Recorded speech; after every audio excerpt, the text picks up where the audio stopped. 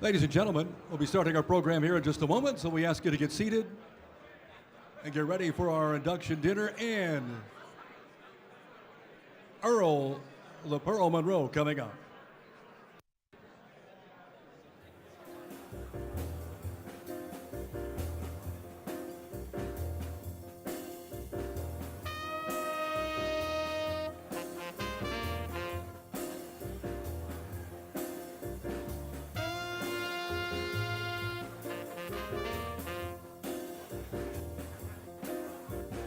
So if you'd all be seated, ladies and gentlemen, we'll get underway. First of all, if you'd like to participate in our auction, the silent auction, time is running out.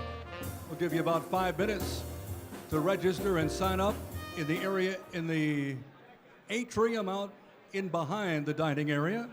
Still 5 minutes, so right now it's about 3 of, so a couple minutes after 8, we'll close out the bidding. Some great prizes that you could be taking home here tonight.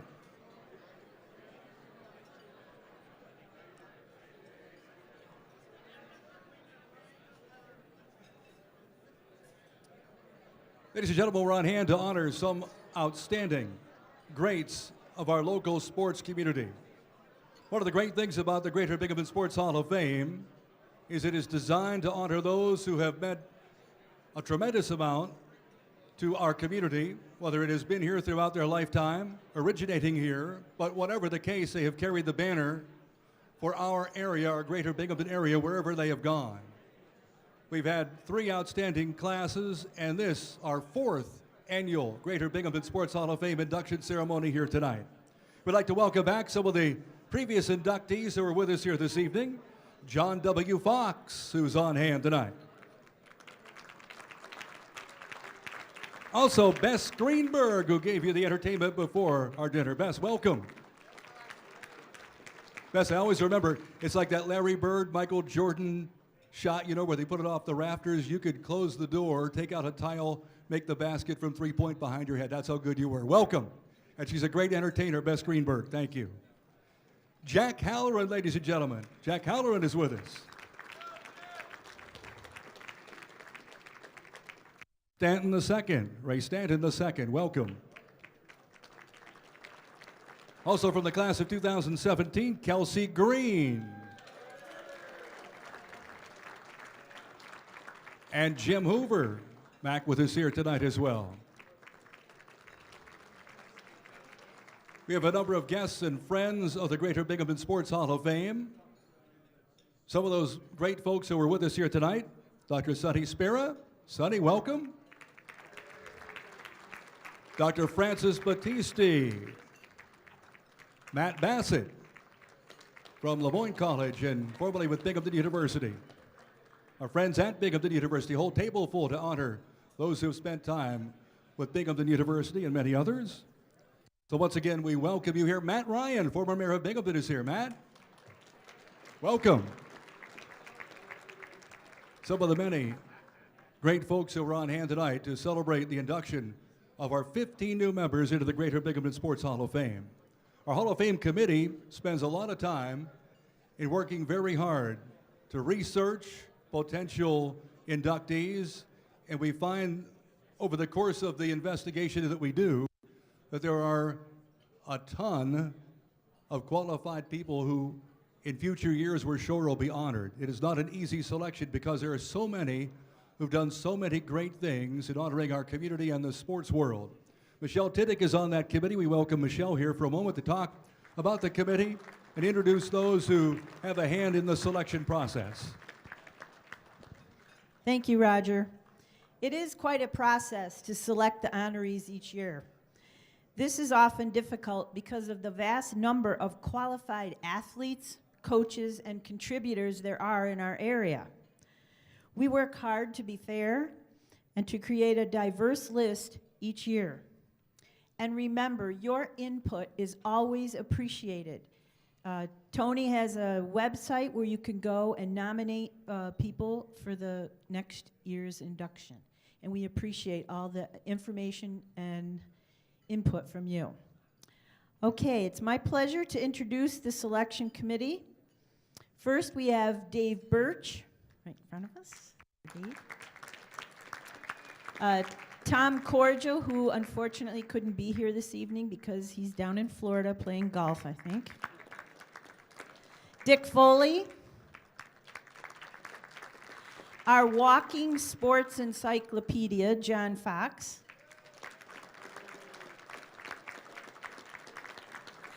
Roger Neal, the voice of sports. And Tim Shum. Thank you very much. And Michelle, too. Thank you. We'd like to also have a great thanks for TX3 with the sound and video here tonight with AVG Video. Thank you very much. A great job. Josh Wilkins and company, thank you very much. Super job as always. Also, we'd like to welcome in tonight other friends of the Greater Binghamton Sports Hall of Fame. They include Susan Sherwood, director from TechWorks. Susan, thank you very much. Mickey Greenberg, longtime coach of the Vestal Golden Bears. Mickey, welcome. John Smith, the assistant director of athletics at SUNY Broome, the Hornets, and the head athletic trainer. Max Hansen, former broom duster, in the house here tonight. All right, there you go.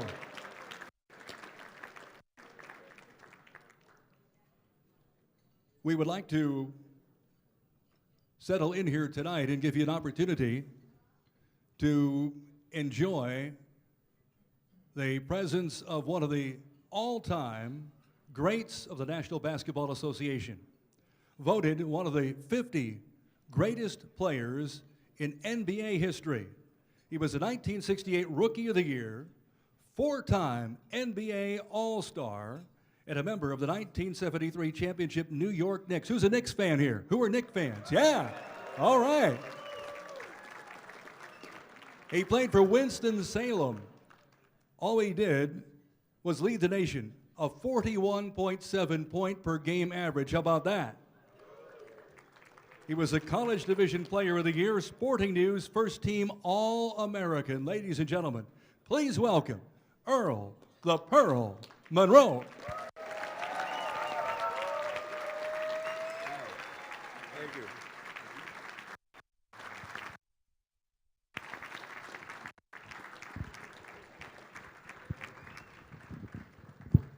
Wow, thank you very much. Good evening. Good evening. This is a great crowd. I knew this was going to be a great evening when you have your father comes up and he warms up the crowd with jokes. So it's great to be here. I had a lot of things that I was going to say tonight. People have been coming up to me and asking if, in fact, I would tell different stories and whatnot. I'm going to try and do some of that.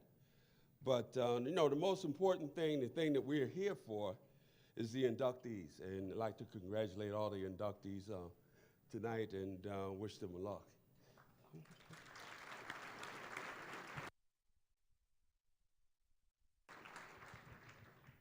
I've had my share of banquets, so to speak.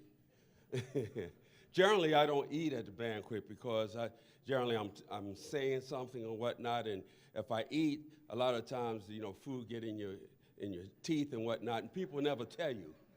They just point at you and kind of make fun at you, But my wife fed me at 6:30 this morning, and in the ride here, I didn't have anything to eat, so I had to get a little something to eat here. So thank goodness it was good.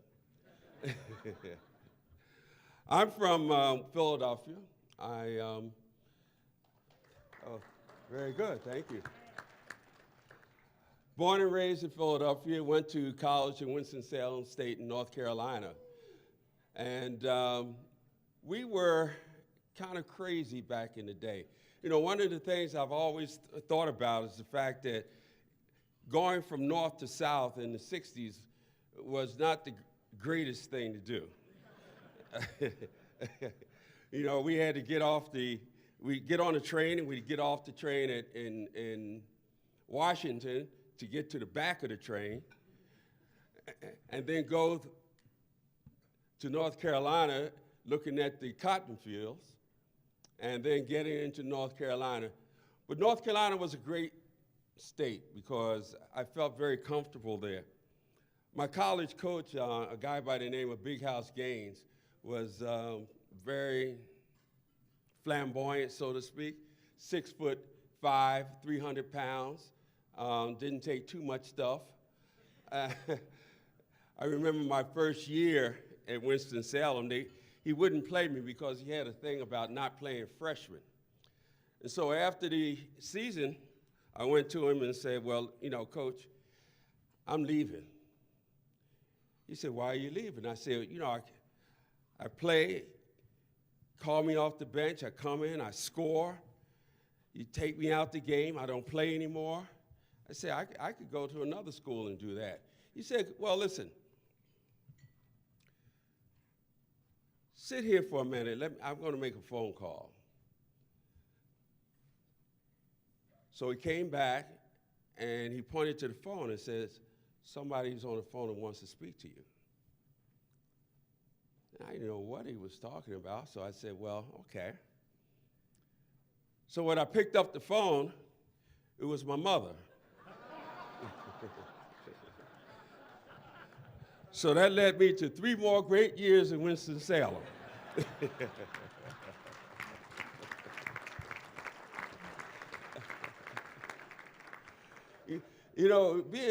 Being an athlete is great. One of the things that we're in the limelight. We do a lot of things that a lot of other people don't have the opportunity to do.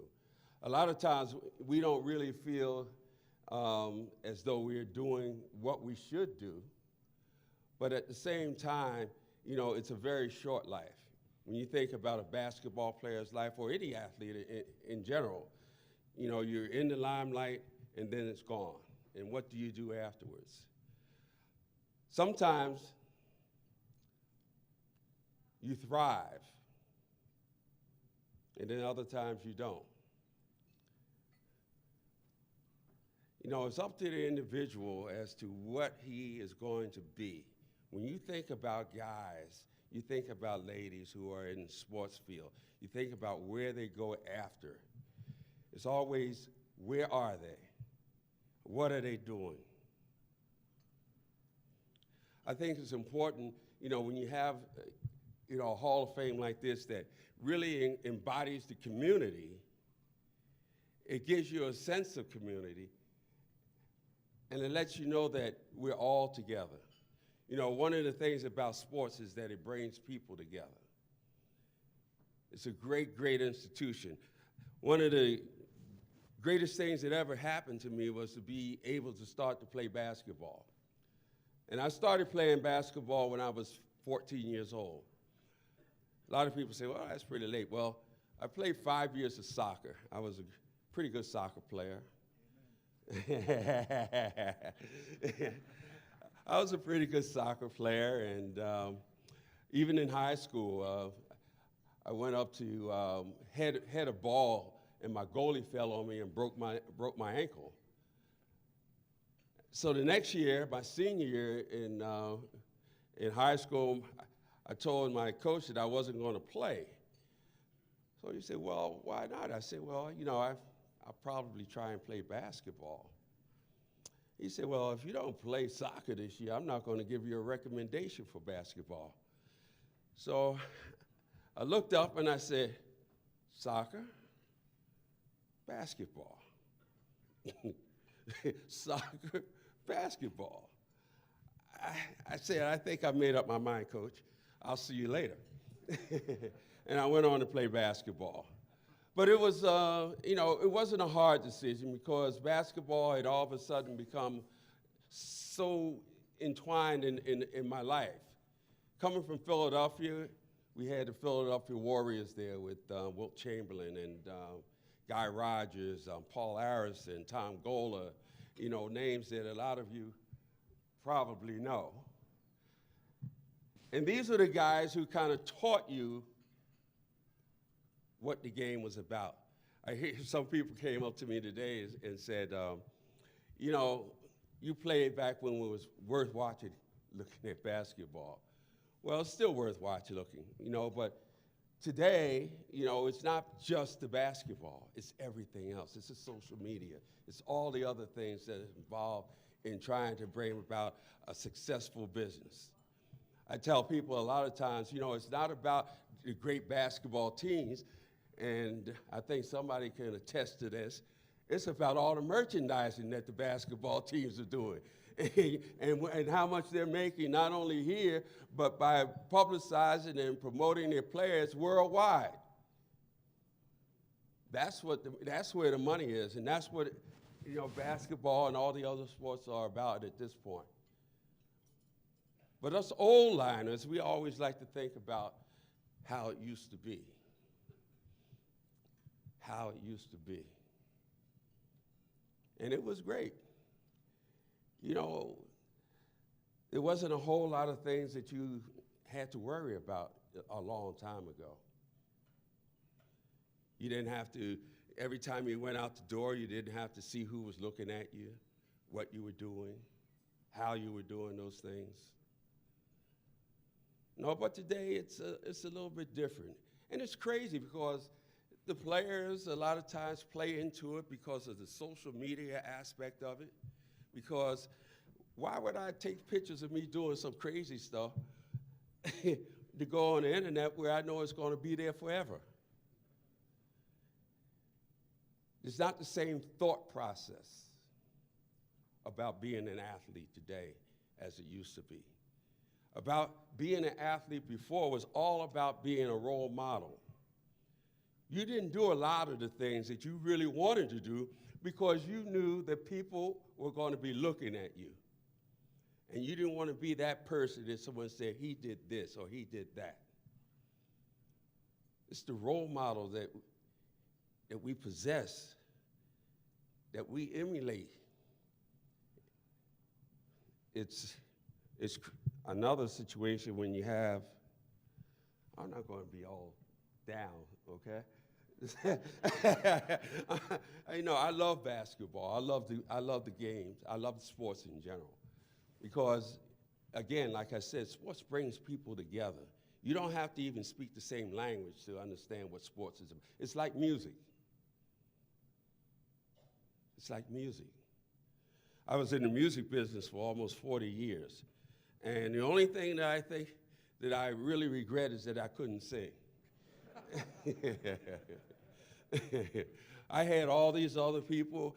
I was back there at a time where, you go in the studio, you had your rhythm section, you had your horn section, you had your strings, you had your background singers, you had your lead singers. You had 20 people in the studio. Now you got one person who can do all that. Times have changed. Times have changed. Let me tell you about a journey. Someone asked me to talk about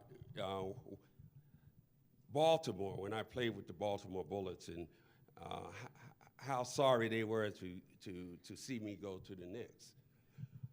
That journey was something that is in my book. So I've seen my book here.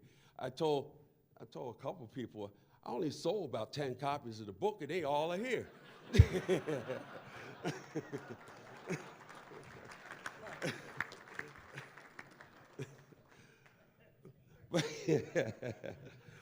But there was a time I had a pretty good season in Baltimore, and my agent told the Bullets that I wanted to go to a bigger market. Now, I didn't want to go to a bigger market because Baltimore Bullets were my team. I could do anything I wanted to do. But he said that, and I had to kind of back him up. So eventually, by the time the season came around, they hadn't traded me.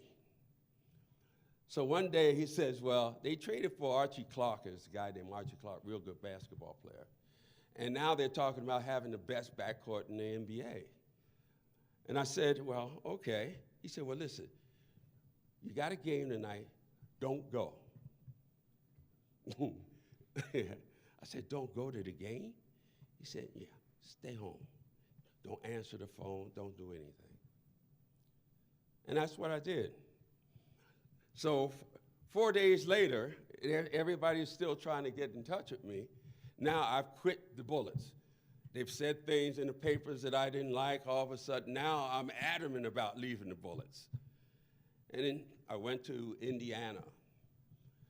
My agent sent me to Indiana to maybe play for the Pacers. And I went to Indiana, and I'm there, and everything was so fine because they had a pretty good team.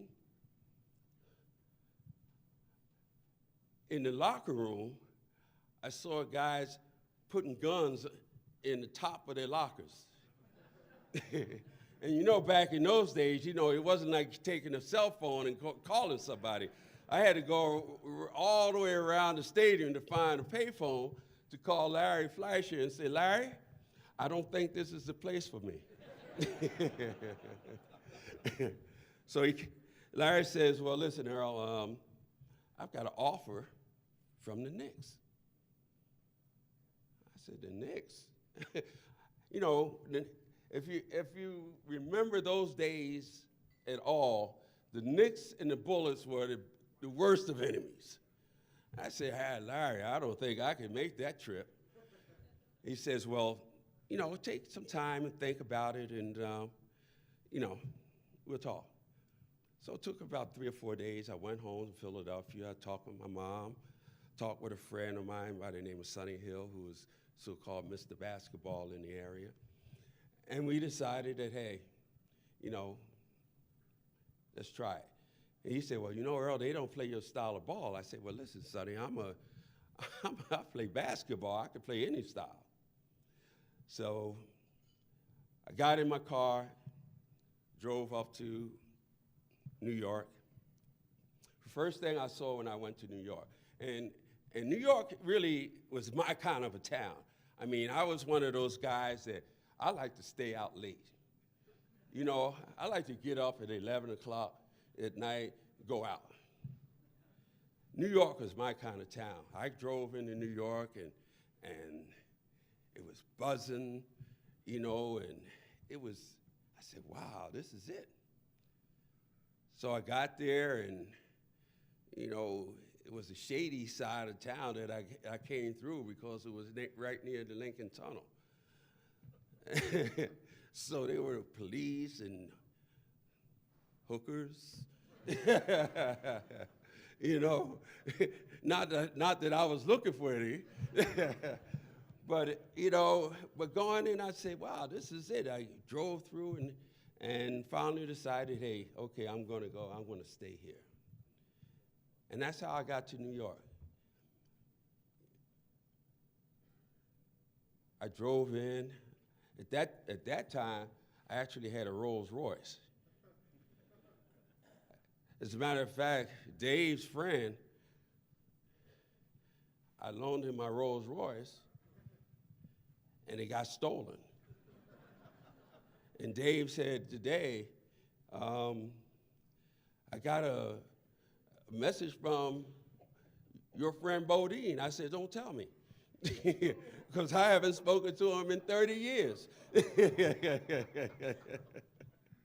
But anyway, that's another story.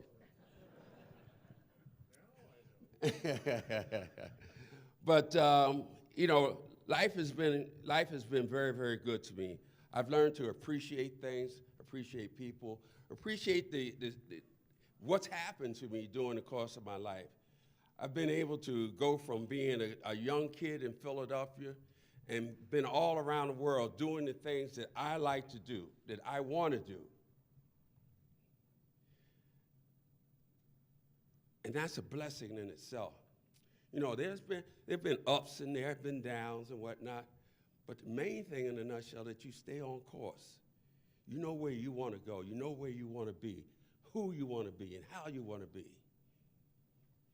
And you keep that vision of being and doing. It's incredible. It is. It's a feeling that, you know, that comes over you, and sometimes that you don't know exactly what it is. You find yourself smiling inside. And that feeling not only comes from inside me, but it comes from all of you folks out there as well, because that's how you make me feel as fans, as whatever out there.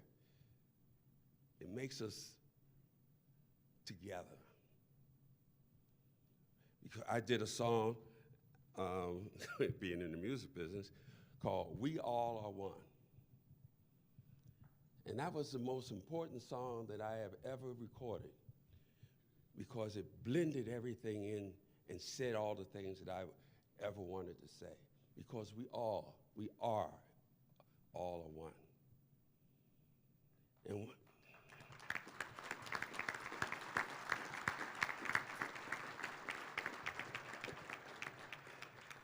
you know, and although we have different paths that we go down, we all want one thing: to be happy, be satisfied with what we've done. And sometimes we want to be acknowledged for the things that we've done as well. But it's a beautiful feeling. It's a great feeling. My college coach, I'll say this. My college coach was a guy. He went to Morgan State, and he wanted to be a dentist, and he wanted to deal in philosophy and whatnot. And what he used to do is he used to try and get us a lot of times. He used to pull us together, and he used to say things to us that will bring about some type of reaction. If we had a problem, we go to him and say, Coach, I need to talk to you about something. And he'll say, well, come back in about a day. I'll have something, that we could talk about. And you say, okay. So you come back and you say, and he says that, how did that problem work out for you? He said, oh, Coach, I solved that problem. I just had to do this here and I had to do that. He said, well, I know that you could do those things. All you got to do is think about it. You could solve all your problems if you could think about what you're doing. And then he would say things like, we'd be in a huddle, and he'd say, this is crazy.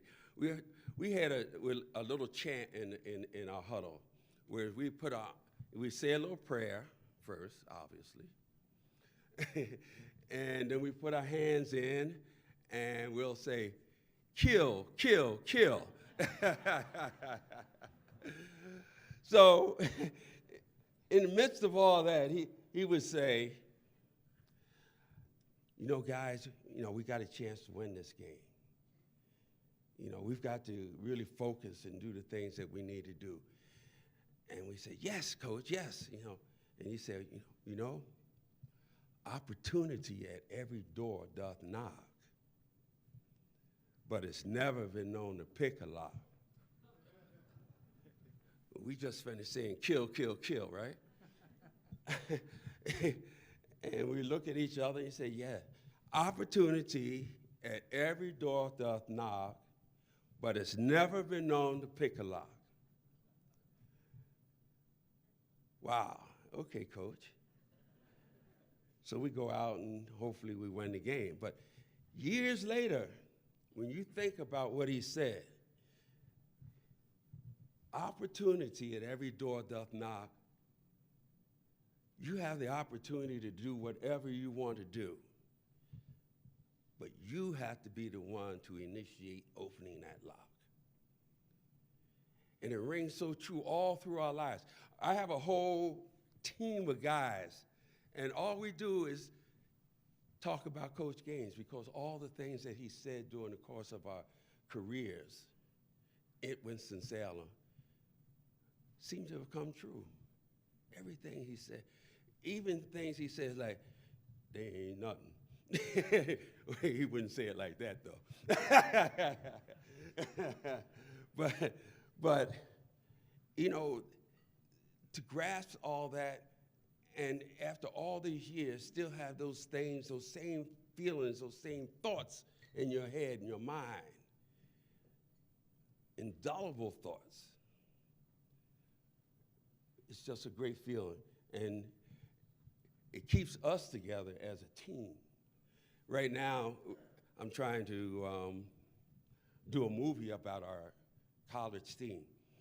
And it's about me, obviously, but it's about my teammates, because my teammates didn't have the opportunity to do the things that I did. And I have the opportunity to kind of bring something together that they can share, that we can share together. And it's a feeling that you wouldn't believe. At first, it was called, our mascot was the Rams, the magic of the Rams. We were the first historically black institution to win an NCAA title. And that was the name of it. Now that my producer is taking it to Cannes, it's become Earl. But that's a working title. But you know, as long as the end result is what we want, it's okay. So my opportunity to tell you all this stuff is ending, but I want you to know how grateful I am to Tony for bringing me here. I hadn't been here before. And the warmth that you guys have shown me since I've been here, you know, is unbelievable. It's, we're creatures of habit a lot of times. You know, we want to come out and say things that we want to say, but when you come to a crowd like this and the warmth and whatnot that you show, you bring out other things in us. And I'm very thankful for being here. Again, I want to congratulate all the inductees because it's a beautiful thing to be inducted into a Hall of Fame. You know, it's the pinnacle. I mean, and thank God that the people are being here, they're being here and they can accept it themselves. So with that, I want to say thank you. I'm going to have a little question and answer thing coming up. I know somebody going to throw some sliders on me. I play baseball too. So I want to thank y'all for listening to me and continue to have a wonderful, wonderful evening.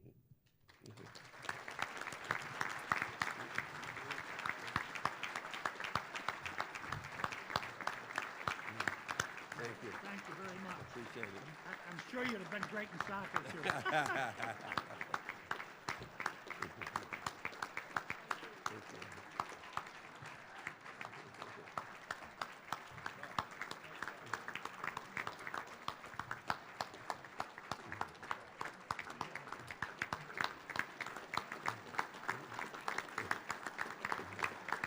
Thank you.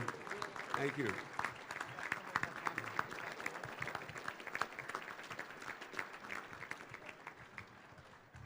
All right, Tim Gleason is going to be around here. If you have some questions for Earl, Tim will bring the mic to you here to stand up, make sure you can be recognized, or better yet, if you can come forward, he'll take them wherever you may be. Thank you. Thank you, Roger. Thank you. Good evening, ladies and gentlemen. My name is Tim Gleason.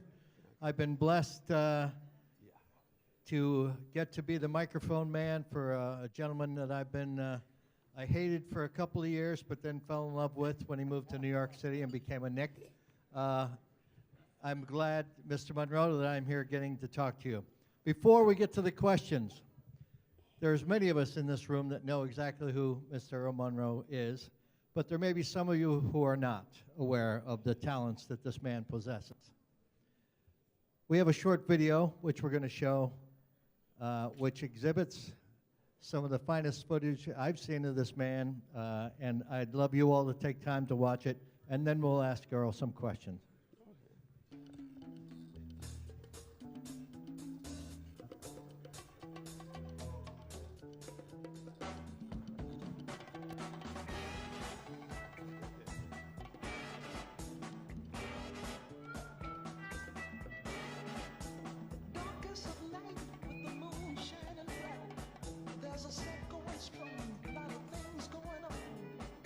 The man of the hour has an air of great power.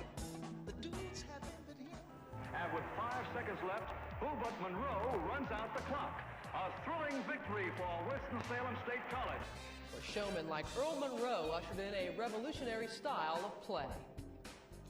Monroe was, for those people who don't know, the greatest one-on-one player that ever lived. Nobody ever could deal with the moves that he made. He's the guy, the innovator, who brought the spin into the ball game. Never played the game really off the floor, wasn't the leaper, didn't have all the speed. But with the Pearl, everything was sleight of hand. Nobody saw a guy shaking and baking like Earl Monroe. You know, that was uncanny. What is this guy doing? You know, everything he did was creative, spontaneity, right on the spur of the moment.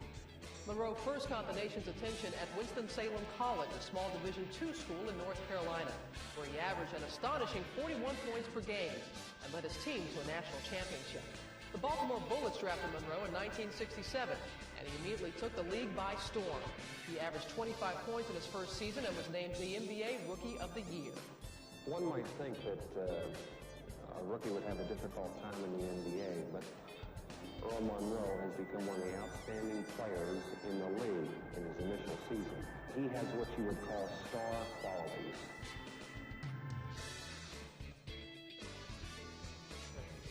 Earl the Pearl could drive any guard crazy. He's a hard man to stop. You could feel like when you're feeling music and maybe the rhythm of the music changes, just like the defender changes on you, he was able to compensate and move his body and do something creative at the top of a hat. You can't teach what Earl Monroe did. Earl was born with that dip in his hip, that glide in his stride. I wouldn't even try it, because that means hip replacement. Though Monroe helped the Bullets reach the playoffs, many viewed him as a one-on-one player who could not lead Baltimore past Walt Frazier and the team-oriented Knicks. Ironically, in 1971, Earl was traded to his arch rivals, and he would have the chance to prove his critics wrong by teaming up with Frazier. He was still a prolific scorer, but press in New York was saying that there was no way that the two of us could play in the same backcourt. We would need two basketballs. We had that kind of mutual respect so that when we did come together to play, you know, it wasn't like Earl is coming to do this. Earl Monroe and Walt Frazier doing a tremendous job offensively for New York. And we enjoyed playing with each other. I think that's another thing that people don't understand. To Frazier, to Reed, to Monroe. Earl Monroe now with 11 points for the Knicks. Earl wasn't just a one-on-one player. I think he got the ramp, just a one-on-one player. Therefore, when he was traded to the Knicks, people said, well, you know, what is he going to do on this team that plays as a team? And when he came to the Knicks, he distinguished himself as a member of that team. Smoothly fitting in with his new teammates, Monroe was a key to New York's 1973 playoff run. Bradley, triple team, sends ahead for Reed. Cross-court Monroe on the drive against West. Whirls and hits. The Knicks defeated the Lakers in the finals to win their second NBA title. For Earl Monroe, it was the pinnacle of his career as he blended his own talents into a championship formula. Oh, what we're living in, let me tell ya. And it's a world that man can eat at all, when things are big that should be small. Who can tell what magic spells we'll be doing for us? And I'm giving all my love to this world, only to be told I can't see, I can't breathe, no, my will be. And nothing's gonna change the way we live, 'cause we can always take but never give. And everything's changing for the worse. See, whoa, it's a crazy world we're living in. Earl the Pearl Monroe. Beautiful. Thank you. Well, Is this on? thank you. Yeah, it's on. You Beautiful. know I could make Mr. every shot, did you? That was a beautiful thing. It's a beautiful you. thing. We Mr. Monroe, I'm of the age group that every kid I knew tried to emulate you. I'm from a small Catholic school in Scranton, Pennsylvania. And there was a kid named Kaiser Walsh on my team. And he would do your whirl, and the coach would blow his whistle and say, "Sit the hell down." They did not want to have, they didn't want us trying that stuff in this small Catholic league. But Kaiser wouldn't quit. Every chance he got, he would come down that court and spin around. Even if it was successful, the coach would sit him on his butt. So he had an effect on I hope I can find him on Facebook, maybe. I'd like to lead off with a question I have, and then I have a pocket full, and then I'm sure some people will pop up their hands. I'm of a theater ilk myself, and as Shakespeare said, the play's the thing, right? We all have to sacrifice to make the play move forward. You transferred from a team where you were the center of attention and its purpose was around you, and then you end up on the New York Knicks. And we just saw what happened when that happened. What kind of a mindset did you have going in there? You knew the team, what you were going into. And did the real Earl Monroe show up at those practices that knew that he could play any style he needed to and be effective as a champion? Well, he showed up. Amen. But it took a while to really integrate myself into that into the team, so to speak. And I say that because when you have your own team, you have your own rhythm. And your rhythm, you play by your rhythm. And when you go someplace else, it has a different rhythm. So now you have to learn how to integrate your rhythm into their rhythm. And it's not something that you can just do overnight. It's interesting because I was looking at the book here, and I averaged 20 shots one year. I see guys being traded, in the first game they play, they shooting 30. But it's a different time because when you're get traded today, they trade for you to come in and shoot. When I got traded to New York, it wasn't about coming in and shooting the basketball and being who I was. It was basically a fill-in because Willis Reed was hurt, and they needed another attraction to continue to bring the people in. Well, it worked out all right, I think. We did okay. All right, sir. I have some questions here. Derek Scott, are you Derek? I think it's Derek Scott. If you want to stand up, I can read your question for you. If you don't want to stand up, that's fine. I can still read. Watch.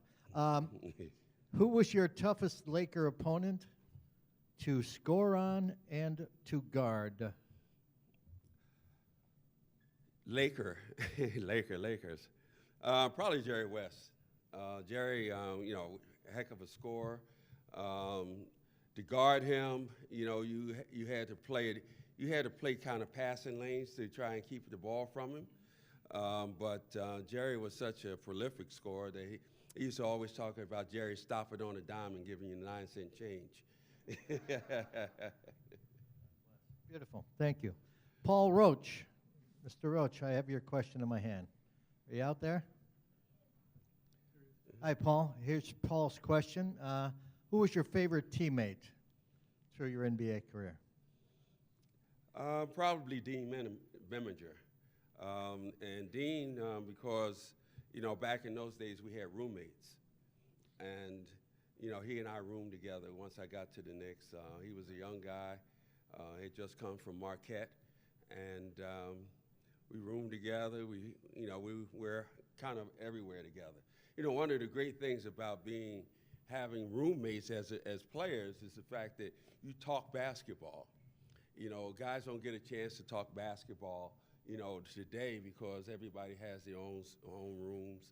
They go their own separate ways. But when you're there, with a guy, all day long, all night long, you talk about, the guys that you have to play. And Red had a good thing. He put guards together. He put forwards together, centers together. So you talked about the people that you were playing against and how they actually ran their teams. Awesome. Yeah, Meminger, he was a good little ball player. Yep. Guy could play. Tim Smith, I have your question here. Mr. Smith, I'm about to fire it off to Mr. Monroe. How do you feel about what they allow the ball handlers to do in the present day NBA? I should be pissed off. When I came into the league, that was how I dribbled. And they used to call me for palming all the time. It wasn't until Gene Shue actually went to the referees and showed them that I wasn't turning the ball over, and that's how they stopped calling me for palming the ball. But Gene Shue was a very intuitive coach because I used to pass the ball fancy, and guys, you know, they weren't catching it. So Gene would come to me and say, well, you know, Earl, there's some great passes, you know. I know they're hitting the guys in the chest or the head or whatever, but, you know, they're not ready for them. So, you know, they all of a sudden become bad passes. So I said, okay, Gene, well, I know what to do from now on. I'll just shoot it. That's awesome. Beautiful.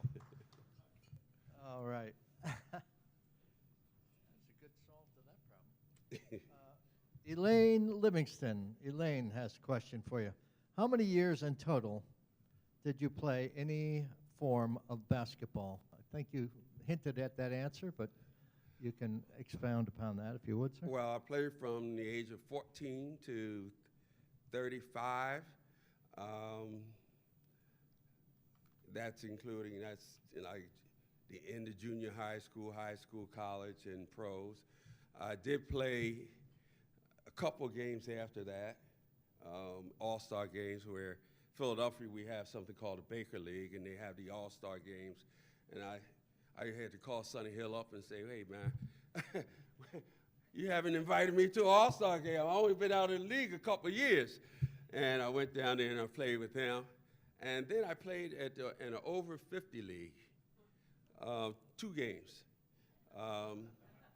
And the second game, I decided I wasn't going to play anymore because the guy, I was getting the ball from the guy out there, and I turned around, and the guy was guarding me full court. So I said, this is it. No more basketball. Matt Ryan. Got your question here, Matt. I'll fire it off for you. I know your most common nickname was the Pearl. But what about Black Jesus? Yeah. Well, actually, on that film, it was I had a group who actually sang that song on the film. Yeah, that's, you know, they used to call me Jesus, and you know, he could walk on water and he could do all this kind of stuff. I mean, I had a lot of nicknames.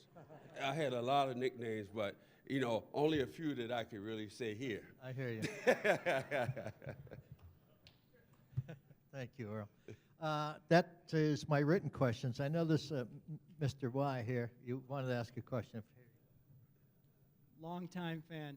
My dad and I used to watch you as when I was a young child, and we always wanted to know, you played in the backcourt with the Clyde to Glide Frazier. Did you ever get a chance to play him one-on-one? No, just when I played against him in Baltimore. We had a very interesting relationship. I think when I first got there, you know, we were adversaries. And so it took a little time. I was more friendly with the other guys than Clyde. I think at one point I'd say, Clyde, you know, this is New York. You know, they got Zonka and Kick down in Miami. They're killing them. You know, we could do the same thing here.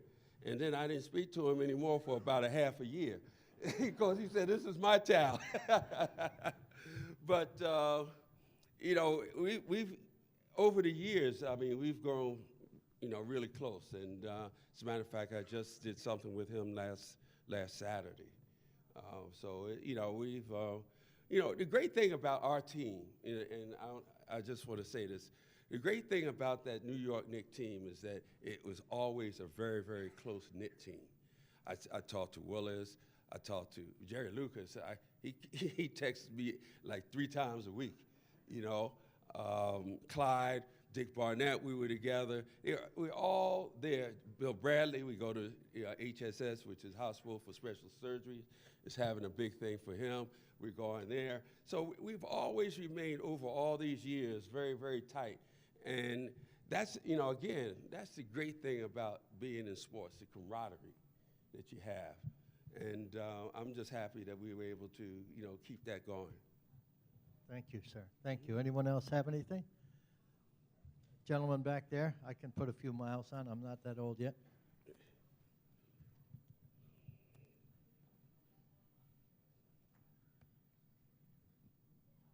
Mr. Monroe, do you have excuse me, any children or grandkids that are talented as you that we could watch in the future? No.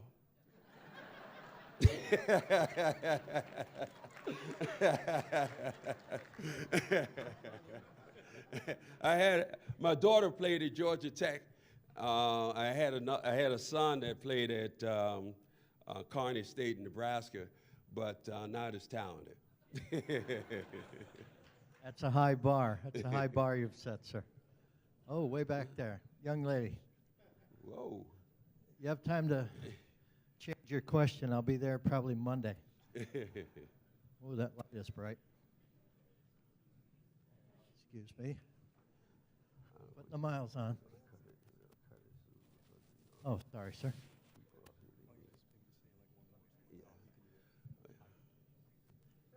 Earl. Yes. What made Red so great? What kind of charisma did he have? And who was the toughest player you ever played against at the collegiate level? Well, I think the thing that made Red so great is the fact that he let you play. We would go into a huddle, and if we were doing well, we just keep on playing. But he would ask each guy, because we were a veteran team. We had DeBuscher, who was a coach in the league prior to that. We had two Rhodes Scholars, and Bill Bradley and Jerry Lucas. We had Clyde. We had Willis Reed. So we had a lot of guys, and Dick Barnett also, because he's a doctor. He got his doctorate. So we had guys who understood the game. But we go into a huddle. He said, "Well, okay, what you guys want to run?" And if it pleased them, he said, "Okay, let's do it." If he didn't, he said, "That's horseshit." He said, "Let's do this." But he let you have a forum. And, a lot of times coaches didn't let you have that, especially back in those days. And you have to remember, back in those days, they didn't have 8 coaches. They only had 1 coach. And that was the decision maker. And I don't know who the toughest guy I played. I'll say Bobby Danridge, who played for Norfolk State and went on to win championships with Milwaukee and with the Washington Bullets at the time. Toughest guy. Okay. Well, I appreciate it. Thank you. Oh, got one more? Okay, got one more. Yeah, Earl, in the music field, did you know Tommy Van down in Baltimore? Tommy Van? Tommy Van, was he, he's a builder? No, he was a singer. No. How about, the other question was Gus Johnson. Did he have a diamond filling in his front tooth? Yeah, in a gold tooth with a diamond in it. Okay. And Gus, for me, Gus was probably the best defensive player I ever played against or with. He would play the forwards, he would play the centers, he would play the guards. That the guards was a scoring guard, and he was tough. And I'll just give you this one thing, because I know this. I don't want to blow this out, because we got people to honor here. But Gus was a guy that took me under his wing. A guy named Eddie Miles held me to 0 points one day, and Gus said, "Listen, Earl, you got to start backing guys in like Oscar." And with Gus's strength, I started doing that in practice, and I learned a whole new game that way. And by getting by Gus, it let me know that I could get by anybody. So anyway, I want to thank you guys who are listening to me, and continue to have a great, great evening. Okay. You got it, Rod? And Tim, you want to do this? I do. Yeah, I do. He's going to fire one out here. Here we go. Mr. Monroe has a basketball, which he has signed. And anybody that is within range that'd like to stand up, he's going to throw it into the crowd.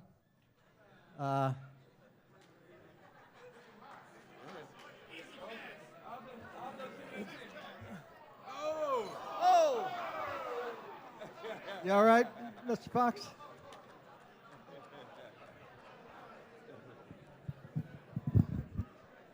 That's a great souvenir. How about that? There you go.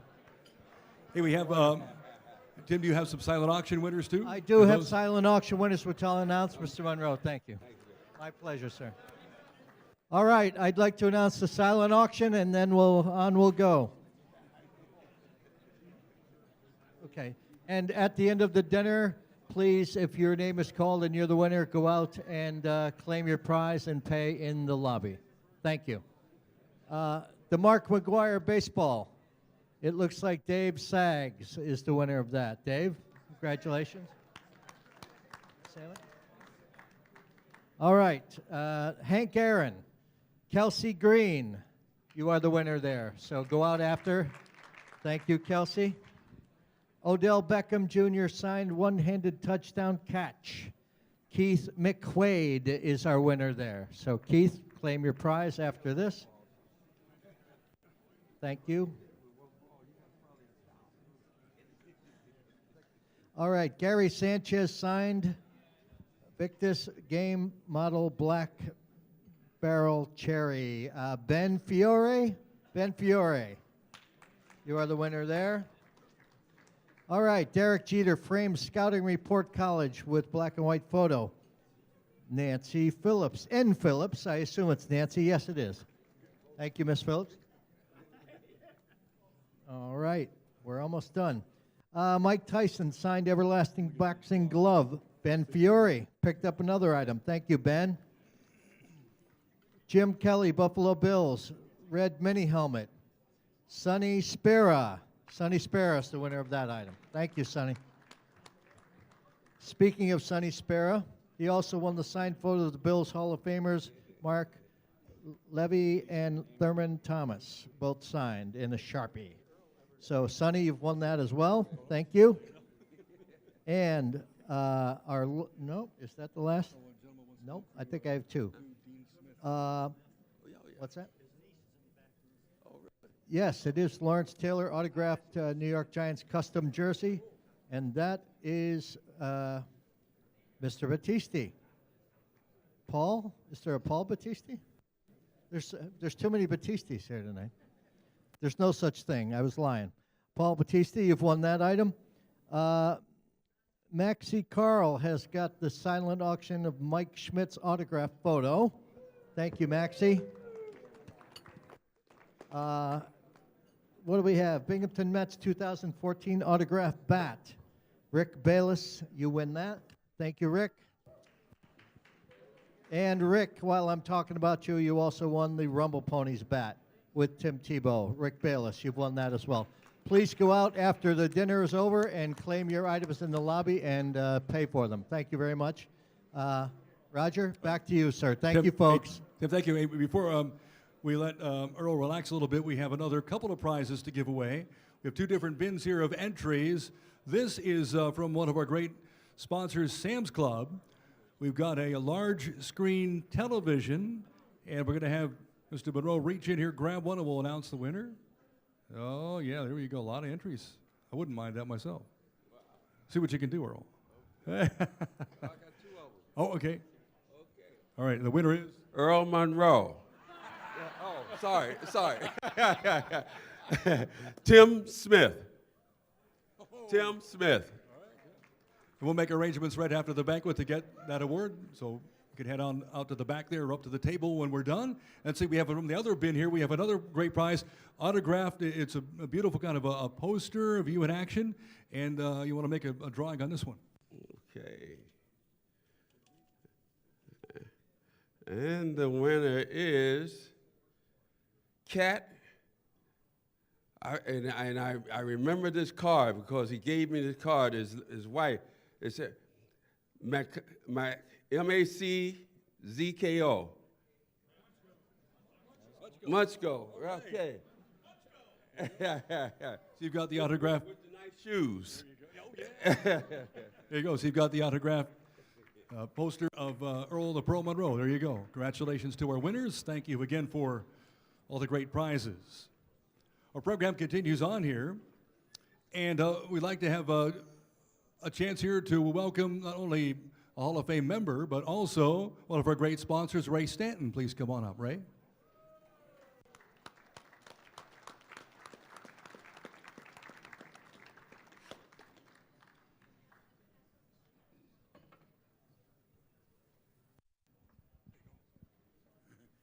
Thank you. Very, very briefly, as I came to the door today, Father greeted me and said, "Ray, it's good to see you. There was a Ray Stanton in the obituary this morning." So I'm very happy to be here. I'm happy and proud, being a member of the Hall of Fame, to welcome the class of 2018. I know a lot of the people, and I know a lot of the hard work they do.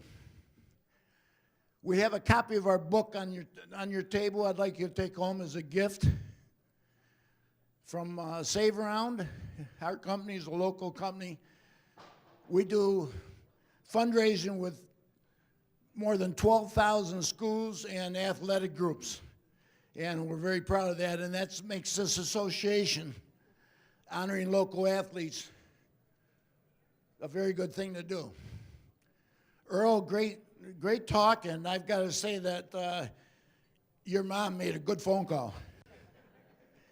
And one more thing, I grew up on the east side of Binghamton, and I'm really proud and happy to have the Stack family with us tonight, Dick's Sporting Goods, because in the 50s I watched it as it started to unfold, and I welcome them here tonight. Thank you very much. Thank you, Ray.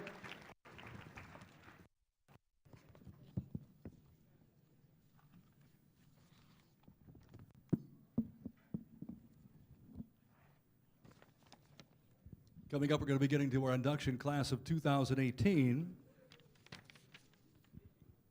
Right now, we've added something extra special this year, that is the honoring of 2 outstanding student athletes for $1,000 scholarships. And we want to thank the folks at Staples of Vestal for their contribution for the John W. Fox Scholarship, and Battisti and Garzo PC Law Firm for their contribution for the John B. Caveney Scholarship Award. The committee took a lot of time to look over some outstanding student athletes, of which there are many. But the 2 that rose to the top tonight are outstanding not only in athletic competition, but in the classroom as well. Our first award winner receiving the John W. Fox Scholarship Award, and of course, John, a longtime sports director, editor of the Press and Sun Bulletin, and a member of our Hall of Fame. The winner goes to a standout student athlete from Shenango Forks, Kate Flynn. Kate, outstanding all-around athlete. Her grade point average is 4.0, perfect. She plans to attend Geneseo and major in Spanish. She said she's been to Costa Rica, loved it. Her teachers have inspired her, and that's what it's all about, and she'll be heading on to major in Spanish, presenting her with the Scholarship Award, John Fox. Congratulations to Kate Flynn.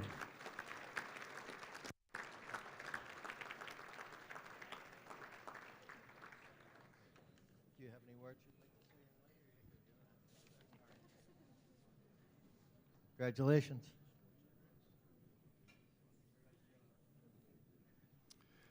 Our second scholarship goes to our male athlete, another standout from Shenango Forks, Connor Borchardt. Connor is the recipient of the John B. Caveney Scholarship Award. John was instrumental in the formation of the Greater Binghamton Sports Hall of Fame. His motivation, suggestions, helped to provide the impetus to get it rolling. He's a member of the Lemoyne College Hall of Fame, and he's here tonight to present the scholarship to Connor Borchardt. Connor was a standout with the Forks football team and lacrosse team. He also a perfect 4.0 grade point average. He will head to Clarkson and major in civil engineering and play lacrosse in college. Connor Borchardt, congratulations. A clean sweep for Shenango Forks.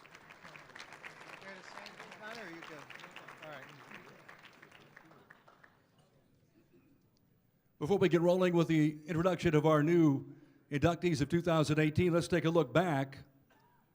We reflect to the previous 3 induction ceremonies in the classes of 2015, 16, and 17. Turn your attention to the video board for our all-star review.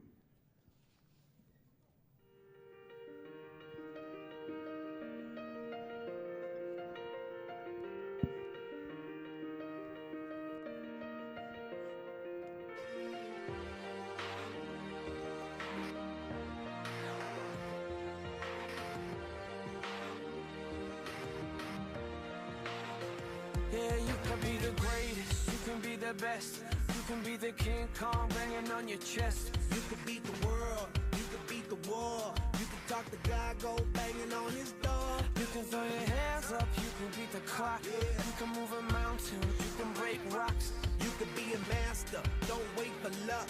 Dedicate yourself and you gon' find yourself Standing in the Hall of Fame. Yeah. And the world's gonna know your name.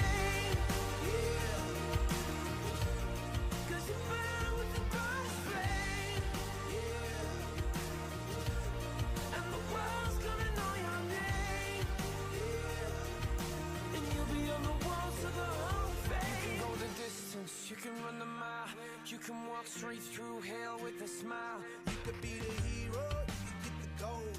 Breaking all the records they thought never could be broke. Yeah, do it for your people, do it for your pride. Are you ever gonna know if you never even try? Do it for your country, do it for your name. Cause there's gonna be a day when you're standing in the Hall of Fame. Yeah. And the world's gonna know your name.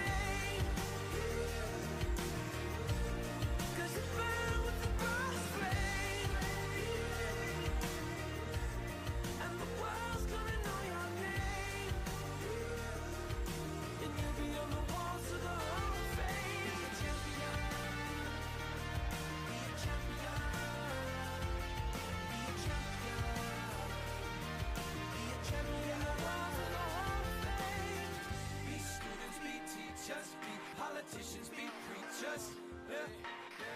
Be believers, be leaders, be astronauts, be champions, be truth seekers. Be students, be teachers, be politicians, be preachers, yeah. Be believers, be leaders, be astronauts, be champions. Standing in the Hall of Fame, yeah. And the world's gonna know your name.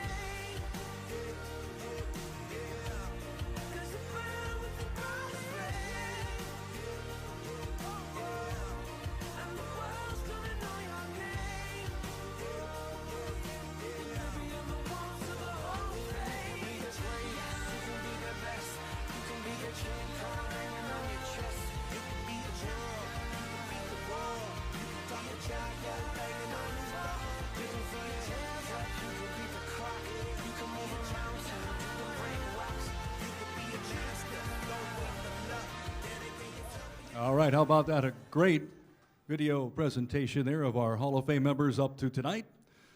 Again, congratulating our great folks helping here tonight. By the way, a portion of the proceeds from the dinner will be going to benefit the Boys and Girls Club of Western Broome, and also looking to form a permanent home for the Greater Binghamton Sports Hall of Fame.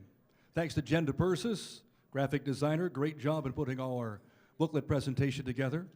Also, thanks going out to the management here, hotel management, Katrina O'Day and her staff for a fabulous dinner and a wonderful night so far. Thank you very much. All right, let's get to it, ladies and gentlemen.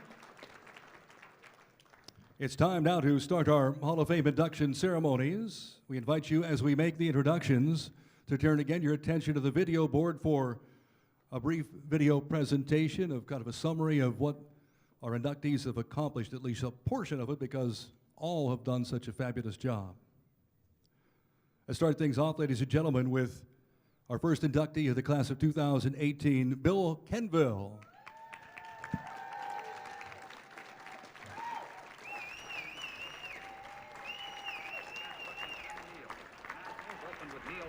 Wally Osterkorn from Illinois, and Paul Seymour from Toledo at the forwards, Bill Kenville from St. Bonaventure, and George King and Morris Harvey at the guard. Following in his older brother Tom's footsteps, William McGill Kenville set out in the fall of 1949 to St. Bonaventure University with no formal basketball playing experience.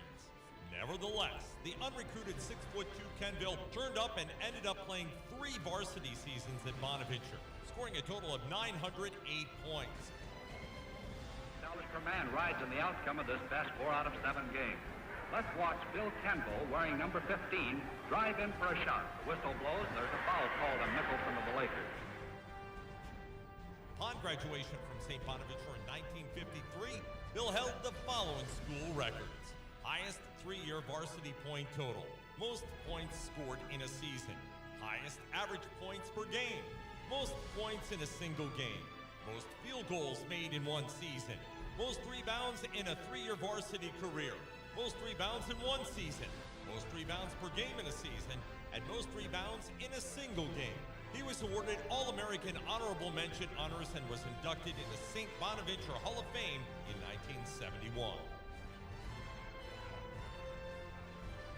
Syracuse Nationals selected Bill in the 3rd round of the 1953 NBA draft. He played point and shooting guard for the Nationals from 1953 to 56, and with the Fort Wayne Detroit Pistons from 1956 to 60. In his professional basketball career, Kenville tallied 2,434 points, nabbed 1,206 boards, and handed out 715 assists. Bill is included in the National Basketball Association's Hall of Fame as a member of the 1955 championship Syracuse Nationals team.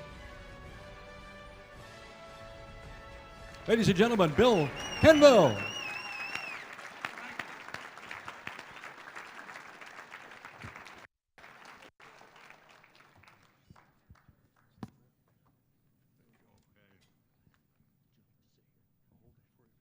Good evening. I would like to thank the Greater Binghamton Hall of Fame and everyone involved for this wonderful honor. I am truly grateful. Congratulations to all the other inductees on their selection and their career accomplishments. Thank you. Congratulations, Bill Kenville.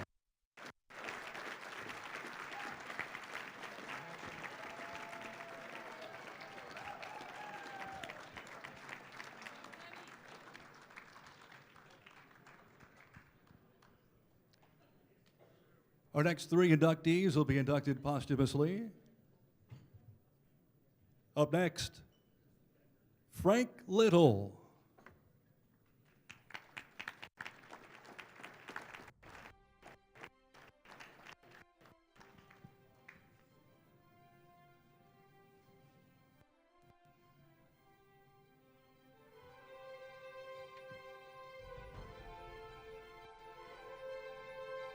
Once Frank Little's competitive shooting career began in 1958, few could match his accomplishments. Beginning in 1963, he fired a minimum of 4,500 of mixed ATA clays every year.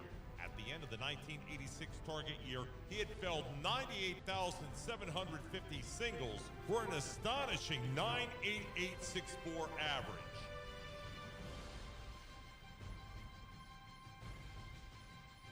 By the time of his induction into the ATA Hall of Fame in 1987, he had also been inducted into the New York State and Pennsylvania State Halls of Fame.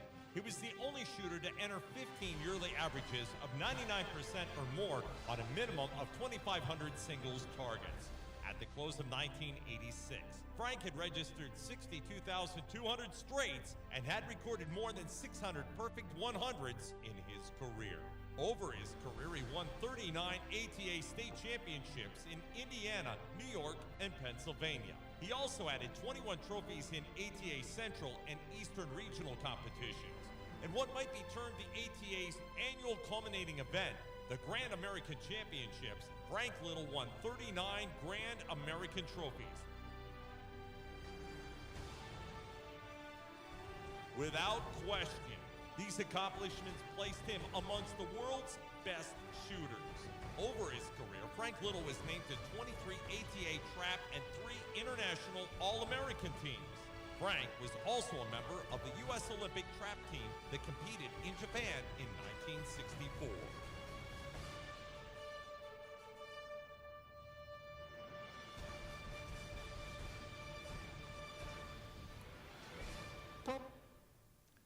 Ladies and gentlemen, Frank Little, and here to accept the award, longtime family friend, and someone you've read a lot of columns about over the years, Dave Henderson, here to accept. Dave?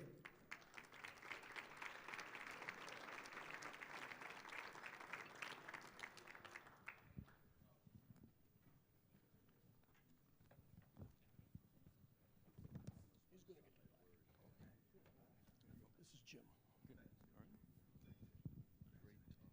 Accepting for Frank is surviving brother Jim.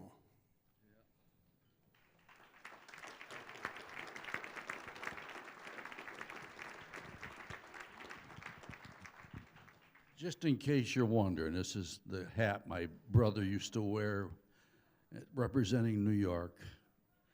And he was happy to do that too. That's why I got that on. My son Bill said, "Dad, why don't you wear Frank's hat?" So I did. Thank you.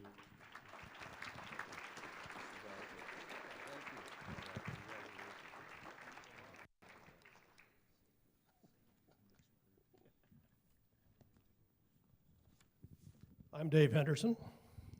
You may recognize the face. If it looks familiar, it's because I've been in local newspapers for 50 years now. But the only thing I ever achieved was not getting fired over those 50 years. So to get into the Hall of Fame, I buy a ticket like I did tonight, or through association. I knew Frank Little very, very well. He was a longtime friend. On behalf of his family, I'd like to thank the Hall and the selection committee for remembering this extraordinary man. I was Frank's friend, and through the graciousness of his brother Jim and Frank's daughter Kim, who is in Virginia tonight, she couldn't make it because she's tending to her ailing mother, they're going to let me tell you a little bit about Frank Little. Frank was a good friend, a fishing buddy, a hunting buddy, partner, dinner companion. I didn't meet him until well into his career. In fact, he was at his peak. Yet every time he'd come home, we'd get together, either go to my camp or his camp or have dinner together or whatever. I worked at the Harrisburg Sportsman Show for several years in the middle of, in the 90s. And Frank lived in Dillsburg, just south of Harrisburg. I go see him every year. At one point, I stopped in the local sporting goods store down there. It was about a half mile from Frank's house. I forget what I was looking for, but I asked the guy, "Does Frank Little come in here very often?" The guy kind of looked at me. He didn't know who Frank Little was. So he called the manager and asked him. He didn't know who Frank Little was. So I thought, well, that's kind of funny. And I went to Frank's house later that day and I told him about it. And he said, "Davey, you're never famous in your own backyard. I can offer that Frank achieved more, competed at the highest level of his sport far longer than anybody in the history of the Southern Tier. Yet so few people know him. You're never famous in your own backyard." Proximity was probably part of it. I mean, he achieved a great deal on the world stage, but he didn't do it here. In fact, he didn't live here during his peak years. I was introduced to Frank by a mutual friend who I think, now as I look back on it, just introduced us so Frank could get a little more publicity. All right? Thankfully for me, we hit it off and spent an awful lot of time together. Trap shooting simply isn't a spectator sport. That's why there's no million-dollar contracts, no televised matches, no front page news. But historic comparisons are very accurate in trap shooting. It's the same game it has been for nearly 100 years. So the all-time greats back 50 years ago are the same as the guys today. Already. That being said, a case could be made that Frank was, if not the best all time, certainly one of the best. I spent 30 years in national shooting sports as an author and magazine writer. Everybody in that world knew Frank Little. All the figures were shown here today already. Frank was a captain or co-captain on 3 different, and that's the leading scorer in the nation, 3 different times. All-America 30 times in 31 years. The one year he didn't make it, he was at the Olympics and didn't have time to shoot in America. His lifetime average is in the top 5. He was on the 64 Olympic team. It's all been documented here in the program and on the screen here. 2 Hall of Famers, Kay Oye and Mike Jordan, good friends of mine. Both of them told me that Frank was the best ever. They competed against him. They were contemporaries. They said he was the best ever. The guy from Endicott, the best ever? Can't happen. You can't be a hero in your own backyard. I heard that Frank collapsed at the shooting line at a Midwestern shoot back in 92, I think it was. He called me a couple of weeks later, telling me he didn't know really what was going on, but he says, Dave, you know me. I always take care of myself. I always baby myself. I don't know what's going on. And a few months later, I found out it was brain cancer. His brother Gary called me later that year and said, Frank's home. Home being Endicott, West Endicott. Frank, in fact, grew up right around the corner from Richie Carl. I got there, and Frank was already stricken pretty badly. He was had trouble talking, but he always had that magnificent outlook. As soon as I walked in, he says, hey, book us a hunt in the West this year. And then he wanted me to order a new Mustang for Kim. He could barely talk. His friend from Ithaca came in, Al Grant. We were in the living room at Frank's home on West Endicott. And we had to lift Frank up because he wanted to go on the porch. Well, Al and I were under each arm. Frank just using his own feet. It took us 15 minutes to go about 10 feet. Finally get out onto the porch. Really, each step was a separate act of will. Very, very difficult. We get out there and he flops down the chair and he says, there, that wasn't so tough, was it? You old farts.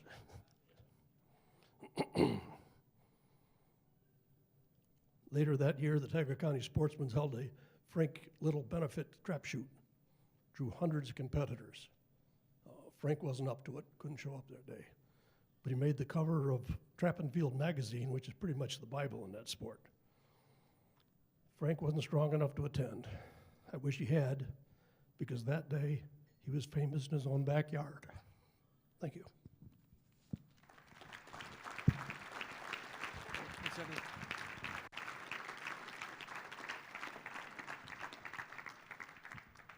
Our next inductee for the class of 2018, Frank Sarge Soroczynski.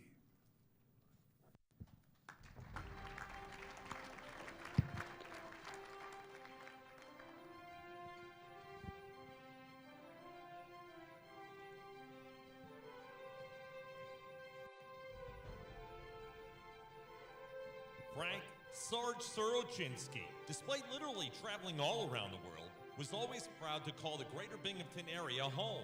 He graduated from Union Endicott High School in 1954, was an old schooler who believed in hard work, sacrifice, tough love, and perhaps most of all, he believed in every student athlete who ever crossed his path. He carried the nickname Sarge with him throughout his entire coaching career. After he was released from the 82nd Airborne Division in 1957, his first stop was at Newark Valley, where he coached football and wrestling. In 1960, Sarge returned to his alma mater, Union Endicott, where he founded the school's wrestling program. If you just look at the numbers that Soroczynski produced during 4 decades of coaching, his Hall of Fame career is obvious. 419 dual meet victories in Section 4. Coached 7 New York State champions. Selected as Coach of the Year, Teacher of the Year numerous times. Led multiple teams to the New York State High School Championships. Countless numbers of student athletes inspired. For Sarge, there was only one way to do things. Sarge's way. And his unyielding philosophy was anchored in empathy and love for his minions.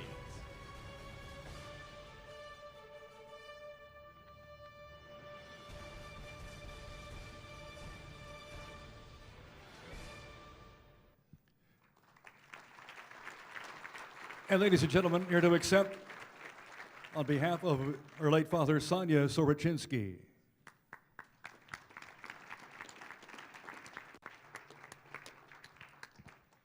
Hi, my name is Sonia Sorochinsky, and I'm honored tonight to accept this award on behalf of my father, Frank Sarge Sorochinsky.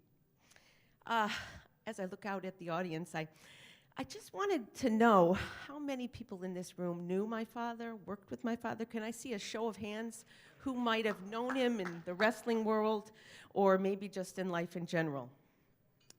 Well, if you knew Sarge, then you knew that he was all about this community. He devoted his entire life to the people within the greater Binghamton area. My dad was involved in many different sports within the area, whether it be football, coaching parts of the TC Jets, or boxing or wrestling. Wrestling is, of course, what my father made his mark in.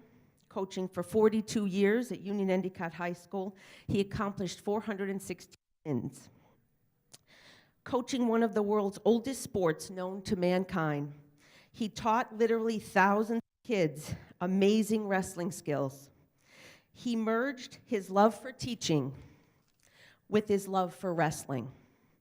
The combination was very successful. Aside from teaching the skills, he also taught about character, how to win, lose with dignity, and how to carry yourself like a winner. I can't tell you the number of people I've come across in state and out of state that tell me about my dad, how he taught either their son, daughters, fathers, grandfathers, how to be a success. The proof of all this was that when my father died 3 years ago, the funeral held over 800 men, and it was mostly men. Imagine a church full of men. It was really amazing. Each and every one of those people told me stories about my father and attributed their success to him. This is an event very touching to my heart tonight. My dad loved what he did for our community, and he would not have changed a minute. Thank you, Tony, for keeping his legacy alive.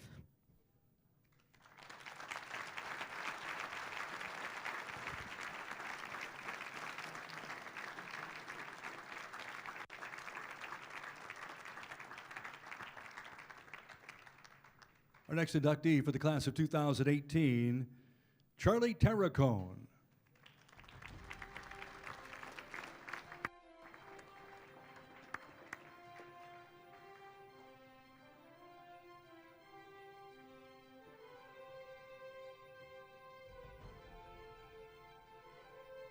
During his coaching reign, Charlie Terracone was regarded as one of the top basketball minds in the area, preaching defense, defense, defense.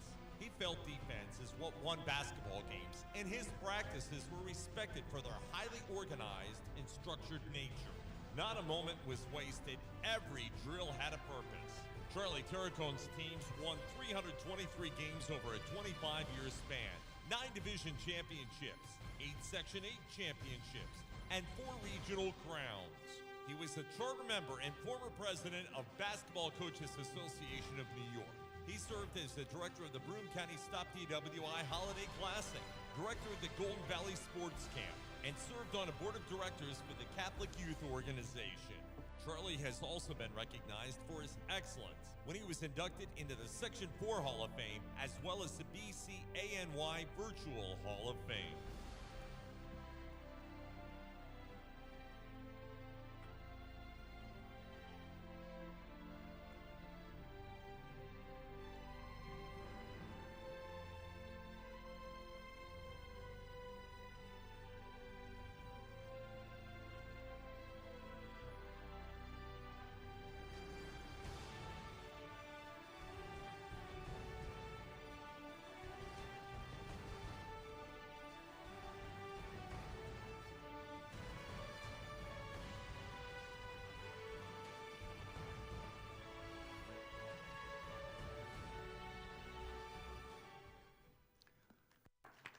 Ladies and gentlemen, Charlie Terracone, here to accept, on behalf of Charlie Terracone, his son, Frank Terracone.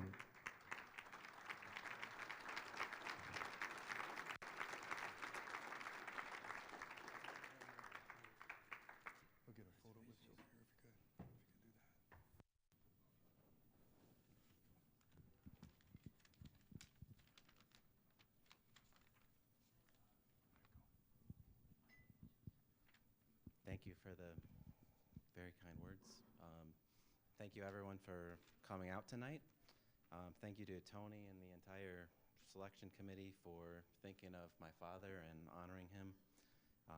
Congrats to all the honorees tonight. My dad would be very proud to be part of this induction class in particular and in the Greater Binghamton Hall of Fame in general. Dad was born and raised in Endicott, and he always believed that we had as much talent in the Greater Binghamton area as any other part of the country. I know he would want to thank everyone who was a big part of his success as a coach.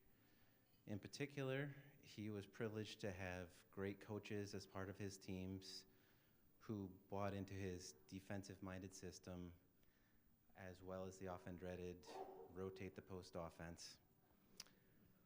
He certainly would acknowledge that he had many talented players who accepted his rules and his discipline, and who must have heard the mantra, practice doesn't make perfect, perfect practice makes perfect, uncountable times. The coaches and players all contributed to his team's successes, and he was proud of all of them.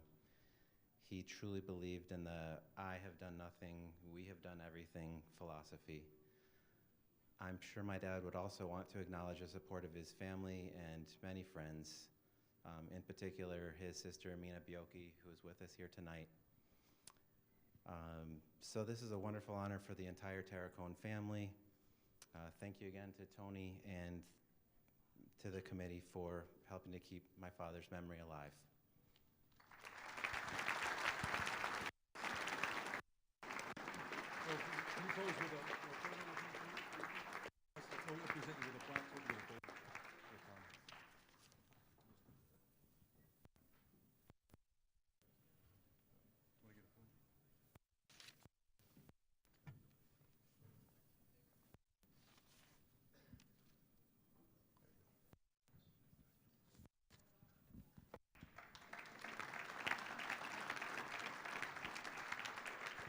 We'd also like to thank tonight John Ed Bonfed. Does a tremendous job with the caricatures. Thank you. A great job as always. He's phenomenal. Our next member of the class of 2018, Chris Coleman.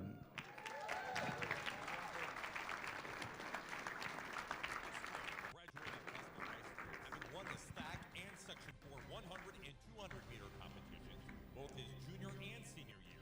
His 10-6 time in the 100 still stands as the Vestal High School record over 30 years later. His 10-4 time in the 100 stood as his section 4 record for over 15 years, broken only at the state meet. At Binghamton University, he became the school's first male track All-American. Over a 3-year period, he earned 5 All-American honors. At the time of his graduation, he held 3 school records: the indoor 55 meters, the outdoor 100 meters, and as a member of the 4x100 relay. Chris's power and athleticism led him to the next chapter of his athletic career as an Olympic bobsledder, where he earned a spot on the USA bobsledding team in the '92 Winter Olympics in Albertville and in 1994 Winter Olympics in Lillehammer.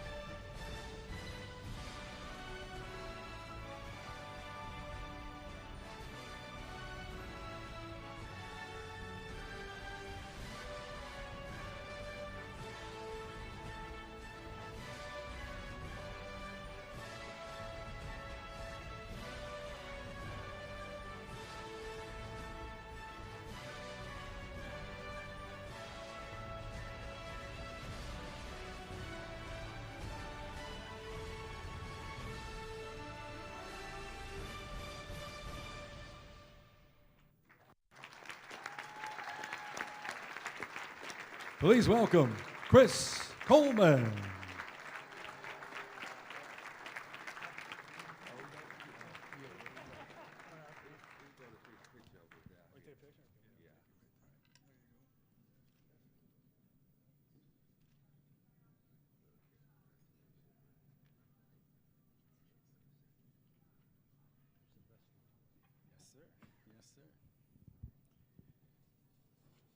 It's good to be home.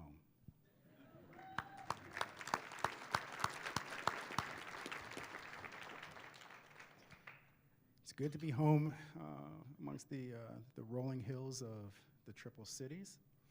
I currently live in the Rocky Mountains right now, working for the United States Olympic Committee, but I appreciate this opportunity. I want to say thank you to Anthony, as well as the nominating committee, for all of the hard work that you put into this event. I am sincerely honored to be amongst this incredible group of inductees. You all represent the best that this area has to offer, and your influence is far and wide. I'd like to take this opportunity to thank so many people. I'll try to be very, very quick about it, but I'm honored to have so many friends and family in the room. I'll start off with my friends from Vestal High School. In particular, I have Coach Jim Serra here in the room. So Jim Serra, wherever you are, just want to acknowledge you and say thank you, Jim Serra. My former coaches, Mike Rotundi, Steve Mann, Dave Weston. Dave Weston, he was my cross-country coach, so I wasn't always a speedster. I ran cross-country, so I was thankful to Dave Weston. I'd also like to thank my coaches from Binghamton University, and we have Gary Truce in the room. I'd like to acknowledge Gary Truce. I'd like to thank Coach Truce for everything that he's done for me at Binghamton University. I'd also like to thank my fellow Binghamton University Hall of Famers, Crystal Joseph, who's in the room, and Mark Gumbel, who's on our panel as well. So I'd like to thank those athletes from Binghamton University. But most of all, I would like to thank all of you, the community, the ones who provided me support when I was coming up, when I was running track and field. I appreciate all the systems that you put in place. I appreciate all the stack meets, the Section 4 meets, all the opportunities for me to run and to challenge myself, and appreciate all those opportunities that ultimately prepared me for one of our inductees, Randy Will, who I am so thankful for, who he identified the talent that I had and recruited me up to Lake Placid to give me a shot and to give me that opportunity. And I can say that I certainly would not be where I'm at today without the help and assistance of Randy Will and the talent that he had in bobsleds. So Randy, I want to publicly thank you for everything that you have done for me. I wouldn't be here without you. Thank you. In closing, there's many other people. I'd like to thank Nancy Phillips for everything that you did in supporting us in our marketing efforts when we did our BC Goes Bob program with Johnny Hart, so thank you, Nancy.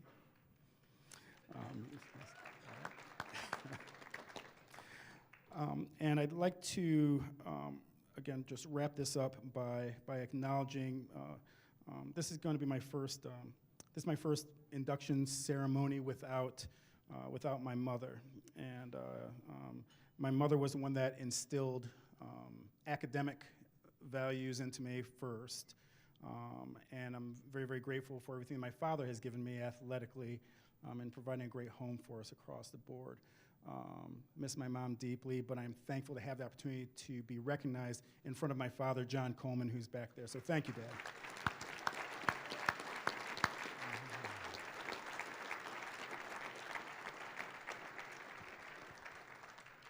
In closing, because I know we have many speeches tonight. In closing, just want to make a big announcement. My 13-year-old, Theron Coleman in Colorado Springs, Colorado, ran his first 7th grade track meet today. He won the 100, he won the 200, his team won the 4x4 relay, and he was mad because somebody screwed up a handoff in the 4x1. So I said, that's okay, that's all right. But just want to let you know there's another Coleman on the way. So thank you very much. That's great.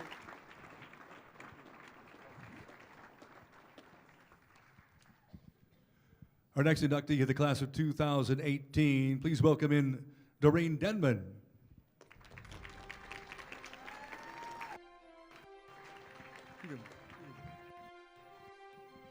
Entering Union Endicott High School, Doreen Denman's athleticism enabled her to earn 12 letters as she started and starred every year in volleyball, basketball, and softball.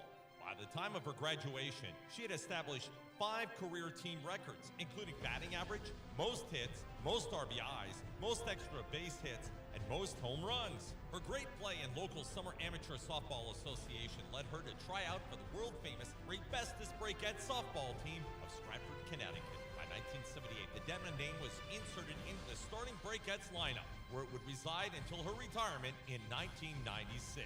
Over that 18-year period, the team compiled a record of 1,139 and 91, while capturing 2 world championships, 9 national titles, and 5 United States Olympic Festival championships. In addition to her playing accolades, Doreen served as the U.S. Olympic team catching coach in 1980. Doreen has also been elected to the Section 4 Hall of Fame, to the Union Endicott Sports Hall of Fame, the New York State High School Softball Hall of Fame, and the Connecticut Softball Hall of Fame.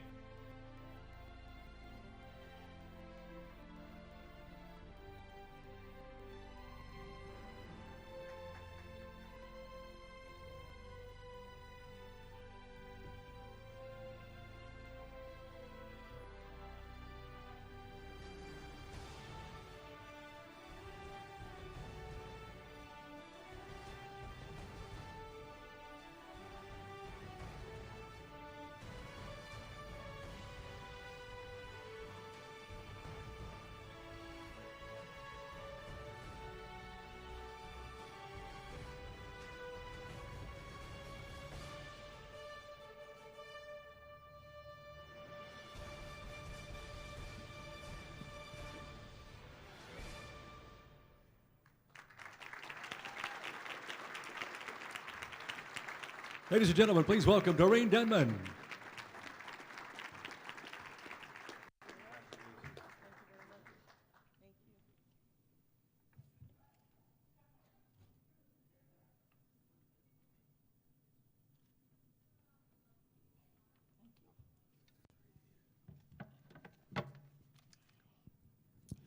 Thank you. Trying to make this as quick as I can. I do want to thank Tony for the opportunity and the selection committee for this honor. Congratulations to all the other inductees. It's quite a diverse group, and with all their outstanding accomplishments. It's funny, it's just not a basketball, baseball, softball thing.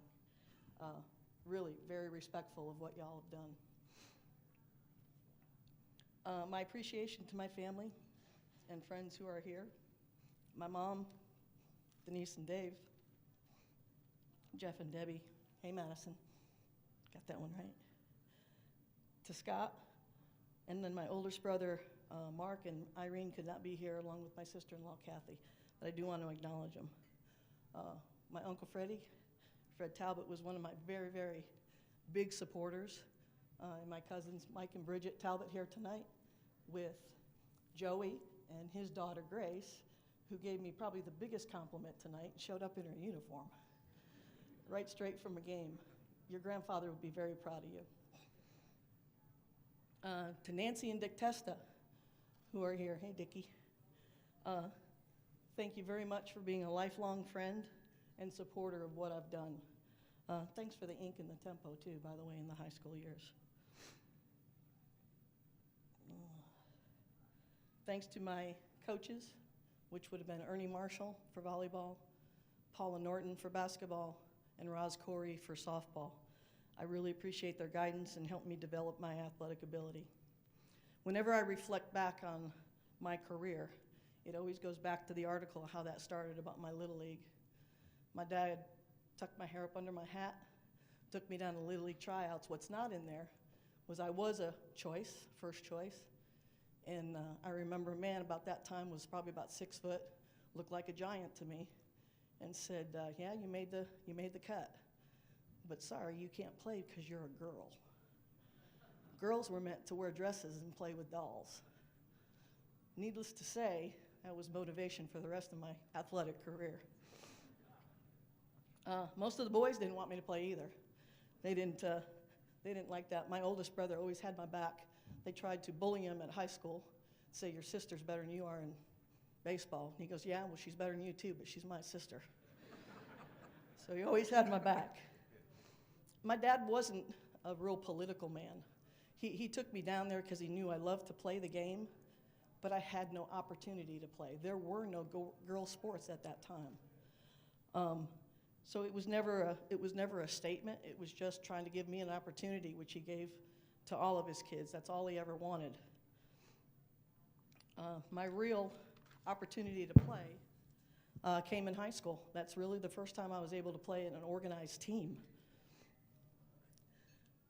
And again, just real thankful for that advantage, or having a chance to do that. After high school was my real big opportunity. I played with the Breakettes. During my 18 years, I experienced more than I could ever have dreamed of. Playing for the best team in the country, and most of those years, the best team in the world. Highlight with that for me was my first trip to Japan. I got to play on an all-world team. It was really kind of funny because we all didn't speak English. But we still won, so the game was pretty universal, but nobody spoke the same language. And then being the Olympic catching instructor for the 2000 team. Two nice highlights. I want to talk a little bit about the sports for girls. I'm amazed and proud of the growth of women's sports in my lifetime. A lot of times you don't see that in one's lifetime, that you see this boom of female sports. I know there were a lot of contributing factors. A couple of them were Title IX, and going back to those boys who didn't want me to play. Funny thing happened to them. They grew up, and a lot of them had daughters. The narrative changed a little bit to, hey, you're a girl, you can't play, to, what do you mean my girl can't play? So no matter what the contributing factors were, it's just been a tremendous boom in all female athletics, not just in softball. I've stayed in the game. What I do now and what I did after I retired is I'm an individual instructor. I teach girls how to throw, catch, do all that, and I even have, boy students. So it's kind of full circle where, no, you couldn't do it, couldn't play with them, but you sure, go ahead and teach them. 2 years ago, we lost our dad.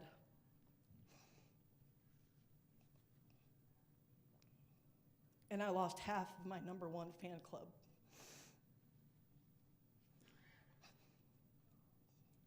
To my mom, I appreciate your love, support, and your guidance. I thank you for your understanding, discipline, and patience. Wait a minute, Scott, you're in that too. I'm not the only one who gave her gray hair.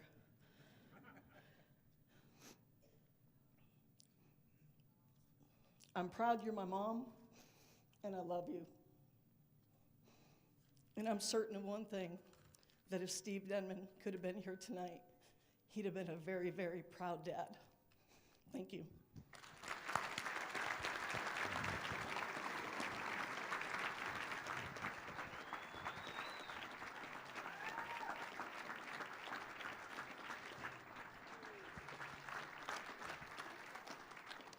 Our next member of the class of 2018, please welcome in Jason Goldman.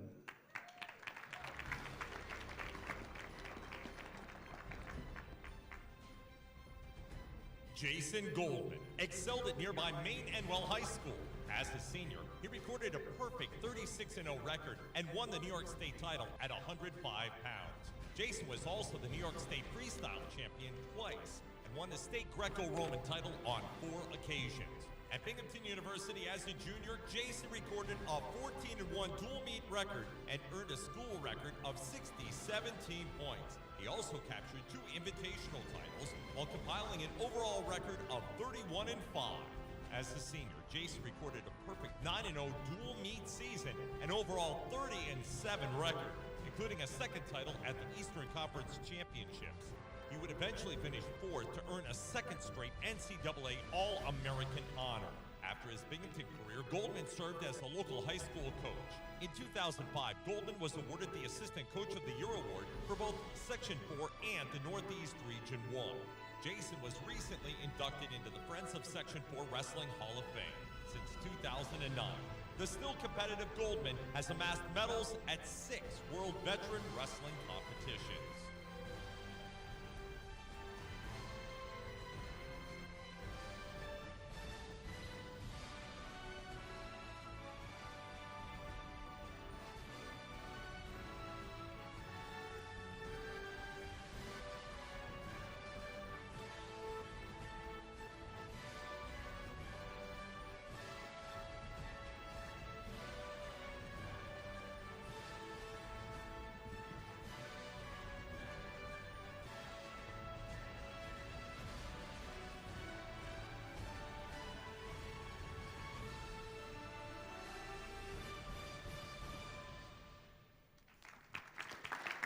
Please welcome Jason Goldman.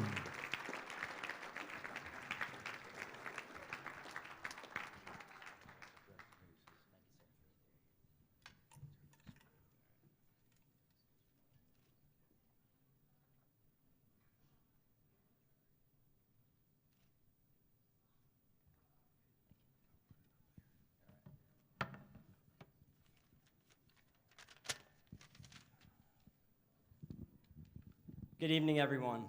I'd like to start by thanking Tony and the selection committee for this extraordinary honor, and congratulations to all of my fellow inductees.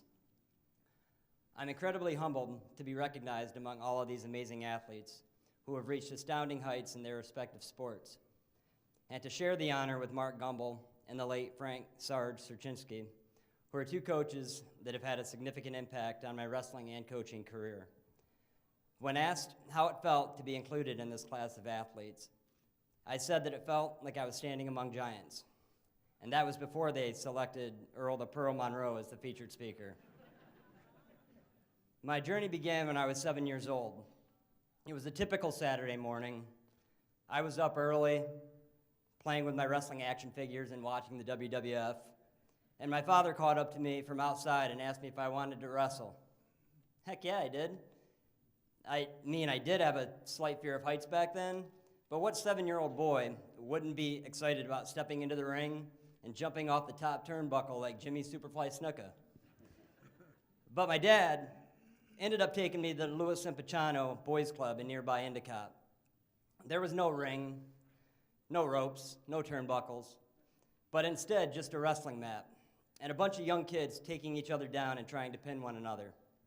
I sat and watched that day, signed up later that week, and 35 years later, I'm still involved in the sport of wrestling. I've competed in every age group and competed at every level. I have won state, regional, and national championships, and I have wrestled in 8 different countries, earning 10 international medals. And I've been blessed to do this all with my father, Matt Side, in my corner. But as phenomenal of a father as he is, I would not be where I am having accomplished the things I have without the support of my family and friends, several coaches that have planted seeds over the years, and the young wrestlers that I work with today that have inspired me more than they will ever know. I'm forever grateful to all of you. Thank you to everyone for coming out tonight and supporting all of us up here, and I hope you guys enjoy the rest of your evening. Congratulations.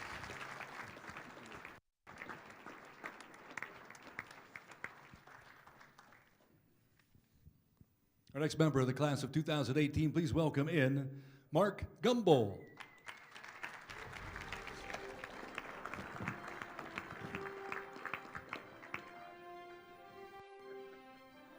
Mark Gumbel rewrote the Maine and Well record books by posting a 108-12 high school record from 1979 to 1983, including 2 Section 4 championships, 4 stack championships, 4 New York State Class A titles. Mark wrestled at Binghamton University, where he earned 3 NCAA Division III All-American honors and national championship in 1988. Mark compiled a 112, 18-2 career record while racking up 3 SUNY AC conference titles at a New York State championship. Mark was recognized as BU's Individual Athlete of the Year for 3 consecutive years. Upon his graduation in 1988, Mark was named a head wrestling coach at Binghamton University for the following season. During a 9-year coaching career, Mark coached 7 teams ranked in the top 25 nationally. His tenure included 4 All-Americans and 14 academic All-Americans. Mark has also been enshrined in Halls of Fame at Maine Endwell, Binghamton University, National Wrestling Coaches Division III, Section 4, and the New York Collegiate Wrestling Coaches.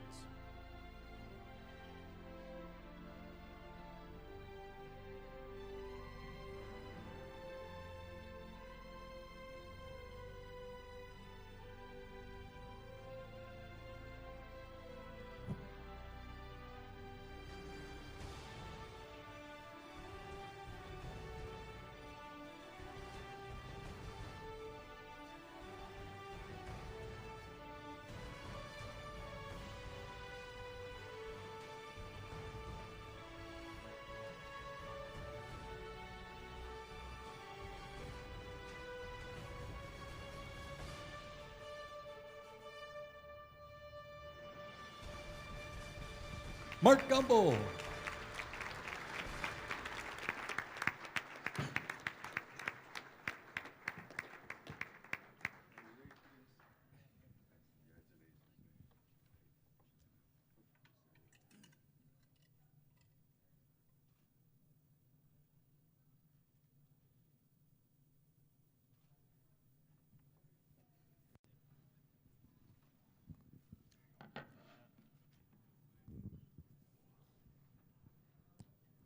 I'm of that age. Thank you for the warm welcome. Like Chris said, it is a pleasure to be home. I've come in from Orlando. When I mentioned to my friends that I've invited here, they all said, please bring the warm weather. So what you had the last couple of days is all I could fit in my suitcase.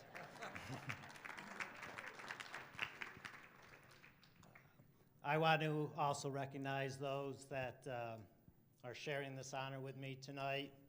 Those of you that had been inducted in this hall before, it's truly an honor. We do not come here by ourselves. We get here because we've had a lot of support over the years. And that's what I want to focus on tonight. I want to thank a number of people. Want to keep the program moving, so they're all going to understand not to be applauded at each one, but I do want to recognize some, including those that are on this committee that selected us here. Dick Foley, you've been a friend of our families for a very long time. Very proud to be a Maine Endwell alum, where you served as an AD for many, many years, and our team always recognized when you were there, supporting us. The sport of wrestling wasn't always the most fan-friendly sport. A lot of times we competed in empty gyms, then we got good, and then we competed in front of sellout crowds, so that was a lot of fun. Tim Shum, you were a mentor of mine during my BU days, both as an athlete and as a coach, and I appreciate the mentorship that you gave. And I had the opportunity to tell John Fox that if I could stay to script, I was going to read something that he wrote about in an article back in 1981 that I found when I was going through and trying to look at some of my old clippings to give them for the video. But it reads, "It may all crumble with the light of a new day and the heat of the semifinals, but Section 4 wrestlers were back at a convincing respectability plus last night with 8 sterling exhibits. John, to me, as a 16-year-old who was on that team representing Section 4 up at the state championships at Red Light Poetry. I was a literature and rhetoric major in college, it still reads like poetry to me today. I always enjoyed reading your articles. I have a passion and love for reading and writing, and it probably had something to do with you and reading what you've written over the years. So thank you for all your contributions to this area.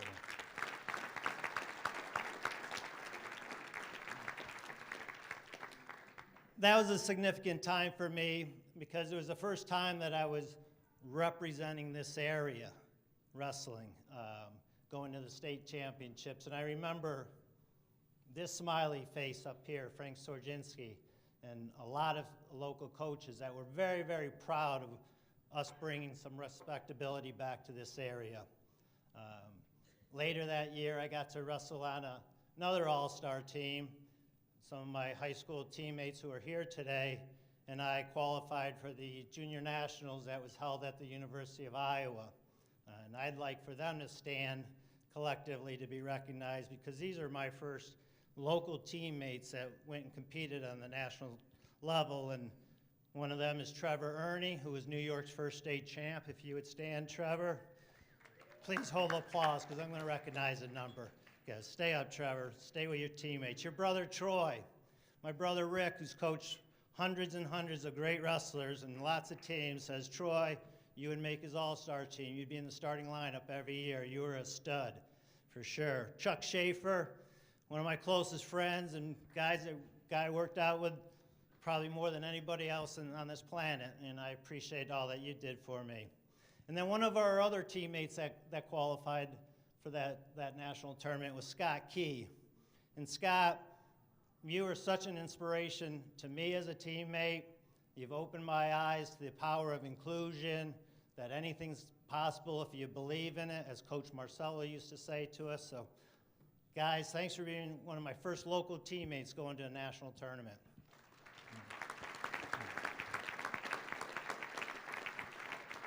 I need to recognize Coach Freddie Marcello and his wife Tony, Coach Kapalik, high school coaches of ours. Coach Marcello, you got two of us up here. I think there's room for you up here someday. Coach, our Maine Annual wasn't much of a wrestling program in the years prior. Rick, Carmen, I know you guys were on the teams back then, but we didn't start putting winning streaks together until us guys got together and realized we got to go find the best competition in the country. Freddie, you drove 14 years from Owego, where you taught, over to Maine Annual to coach us in the afternoon. Took a lot of time away from your young family at the time, and we appreciate it. The value of team, the love of team, my will, those that you helped develop that over the years, and it served me well as a coach. I love you, Coach.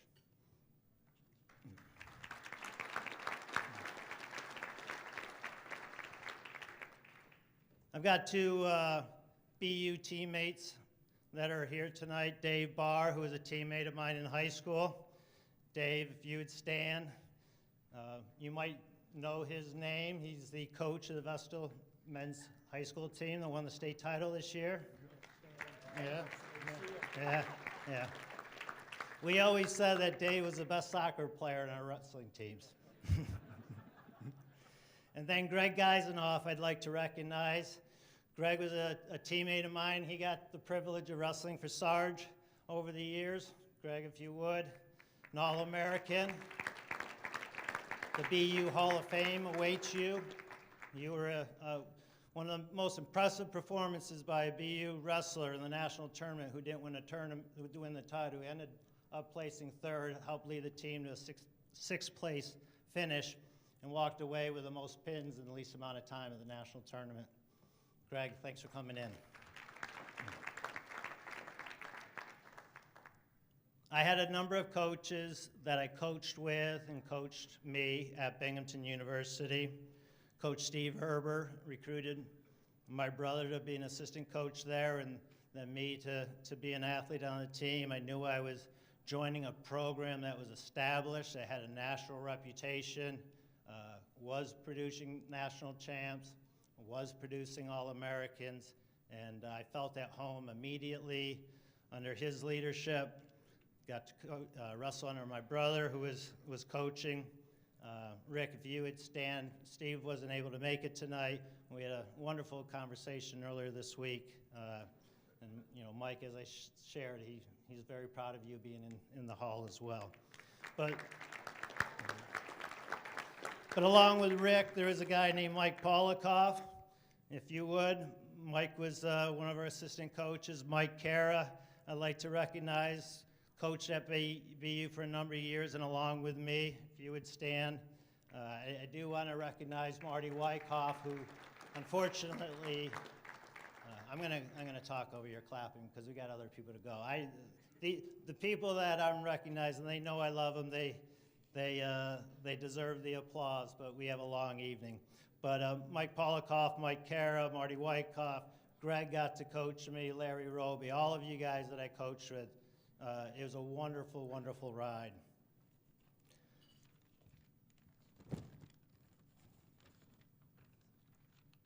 And then I need to talk a little bit about my family, and yeah, this is where we all get emotional. So the first time I realized I had a competitive advantage was when I would look into the stands in high school and know that my entire family was there, and they traveled a lot.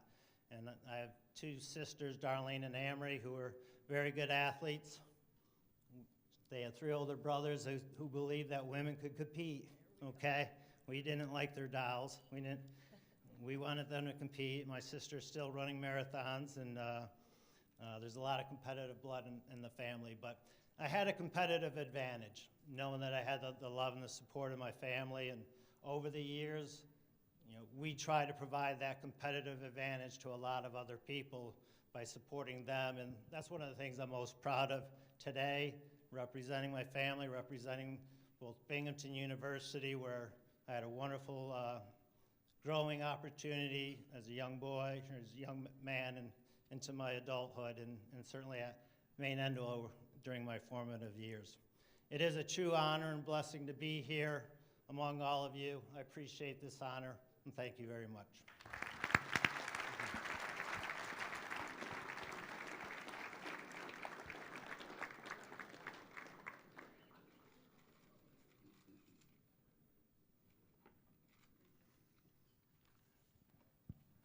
Our next inductee, please welcome in George Herrick.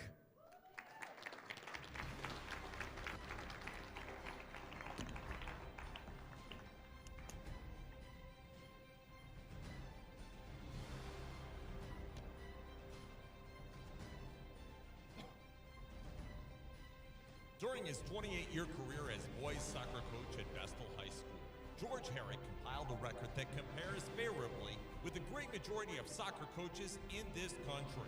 469, 88, and 38. 14 stack championships. 18 Section 4 titles. 1982 state championship. 1985 co-state championship. In 1990, George was honored as National High School Soccer Coach of the Year by the National High School Association of Athletics. While 8 years later, in 1988, the New York State Public High School Athletic Association inducted him into its Soccer Hall of Fame. Vestal High School accorded further honors in 2000 when its grass soccer field was named in his honor. That same year, the Herrick name was placed into the Coach's Corner area of the high school.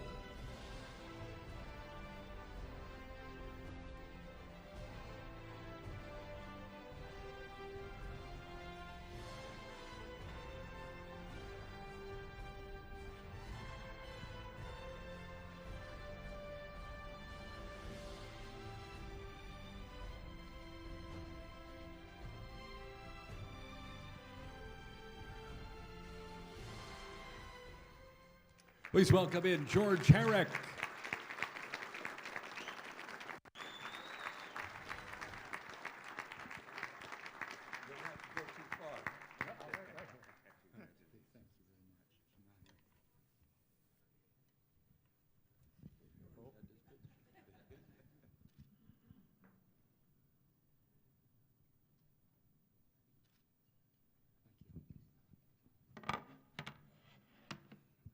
I do have an announcement before we go on. Earl, I asked Earl if he would like to meet anyone in the audience that knows Dean Smith very well. And he said he certainly will. And Mother Elizabeth, or Reverend Elizabeth Ewing, standing in the back, said she would love to meet. She's waving her hand. And if that succeeds, I'd like a very short sermon next Sunday. I would like to thank Tony and the committee. You've got a great group here, and we were very pleased and honored to have these honors placed upon us. I'd like to thank Tim Shum for his very kind words. Nobody writes like Tim does. He's brilliant. My varsity soccer players, I want them to know how much we have always appreciated their dedication and their loyalty. They won games and established my record. I sat on the bench, and there's a difference between coaching and teaching. You have to teach the game, and that is the important thing, is that we have a great opportunity to teach all sports, teach them young, and get them out in the street soccer, street basketball. Linda and I are very proud of the young men that we had as kids, so to speak, grow into the great young men we have. And one of them, Bon Fed, came around. Where's Fed? He autographed all of our posters and the cups tonight. And it's a thrill to see people like that show up. Dave Barr was mentioned just a couple minutes ago with wrestling. Dave, I want you to stand again. You'll have to stand on the table so they can see you. But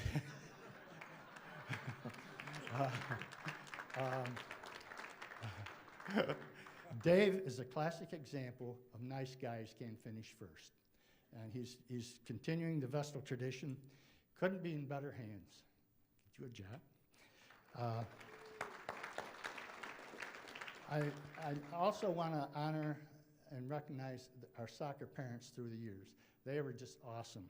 And they were always there to help us, whether we were out of town or at home. They were there to help. We had, in '92, we won this championship down in Long Island. And about 1 o'clock in the morning, we had a banquet there afterwards, and about 1 o'clock in the morning, we were on our way back. Everybody was asleep. Linda and I were sitting in the front seat, and all of a sudden we felt the bus go like this. And yet we immediately woke up, and there was a car coming straight at us. And I said, oh my God, don't, not now. We were lucky. The bus driver just missed him. We had a gentleman who lived across the street in Twin Orchards and Vestal, Bud Bystricky, years and years ago when I first started coaching. After one game, he came over and he said, George, do you have your scorebook here? And I said, yeah, could I borrow it? All through my career, he established one of the most incredible scorebooks that I've ever seen. And after every game, he'd also bring over a spreadsheet of that game. And the first thing the players do is they got in the morning, get in on the wall, and they would study that and study that and study it, and how to improve myself. That was the thing that they were trying to do. Louise Bystricky is here. If you would just raise your hand, we stand over right over there. You can't believe how helpful that was. Our daughter, Wendy, took and learned the scorebook for me and really kept things all going good. She knew the rules better than we did, and she went on to be Fred Taube's manager at Cortland State for 4 years. But one of the funniest things I ever heard about was we played Seton one day and got beat by an official's misjudgment, offsides call, cost us the game. I tried to be polite with that, and they scored and beat us.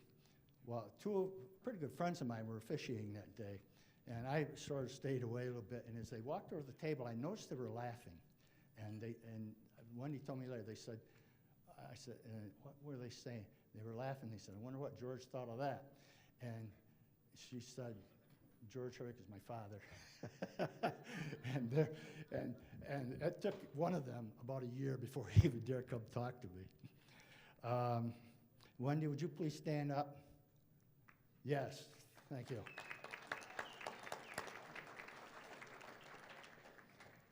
Linda, I don't know, what can I say?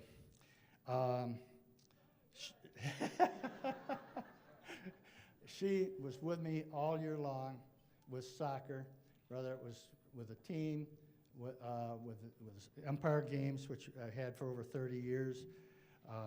She helped me year-round. She organized a cider and donut party every year that the players just absolutely loved. And then Thanksgiving morning, we would have all the alumni from different states and come to Vestal, and we have a Thanksgiving morning alumni game. Linda would make sure that she went and bought shirts for each one of them, and I'll tell you, you'd think they had gold. They just looked forward to it.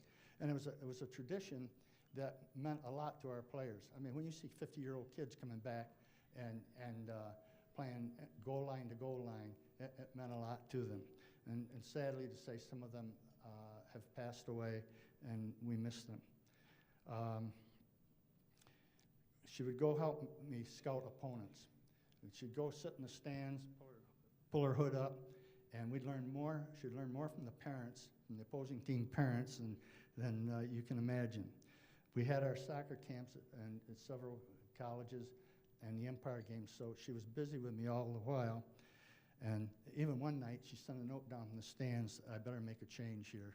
And I did, and it paid off. And Linda, would you please stand?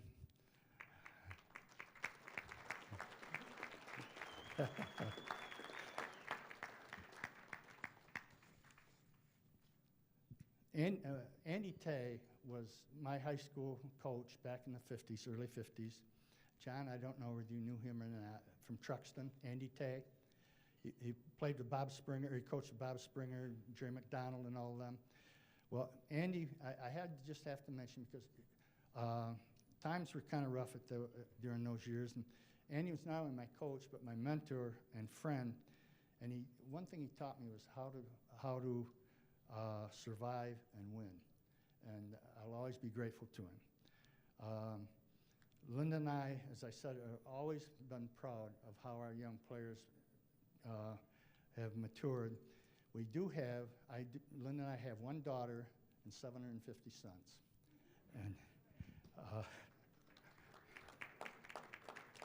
And finally, when the game is over, and this was a philosophy that we had with our team, a coach can never make a great player of a youngster who is not potentially great, but a coach can make a great competitor of any child. And miraculously, coaches can make adults out of children. For a coach, the final score does not read so many points for my team or so many points for theirs. Instead, it reads so many men out of so many boys. And this is the score that is never published. Told you it'd be tough. And this is a score that coaches read to themselves and in which they find real joy when the last game is over. Yep.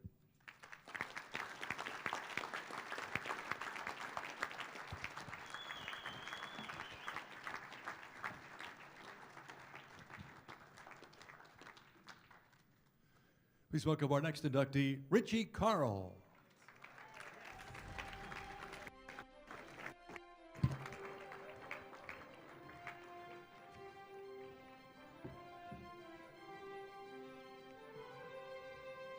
Born in 1944 and raised in Endicott on Swartwood Avenue, just an iron shot from the Enjoy Golf Course, Richie Carl's destiny was not far away. In 1960, Richie joined Union Endicott's high school golf team, where the Tigers captured 3 consecutive Section 14 titles. Following graduation, he played for Florida State University, where he would later capture the first of his 2 Broome County amateur titles in 1963, and 2 years later by defeating his brother Mike for the crown. Professional ambitions were sidetracked when he entered the U.S. Army in 1965. While stationed in Alaska, he won both the 1965 and 1966 Alaska State Amateurs, posting a course record 65 in one of them. After turning professional in 1968, Richie went on to compete in over 70 regular PGA Tour golf events, including the Masters, U.S. Open, and PGA Championships. Richie would earn 6 professional tour wins, including the 1974 BC Open, which was his first PGA win, but it also cemented the place on the PGA Tour for the BC Open. It was now a tournament on the PGA Tour that would be remembered for years.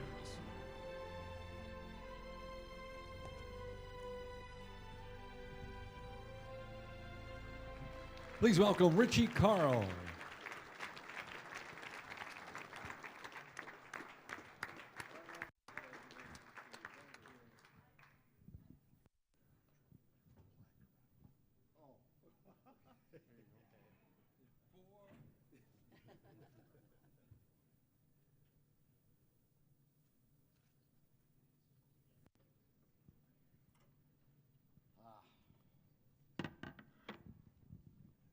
It's been quite a journey.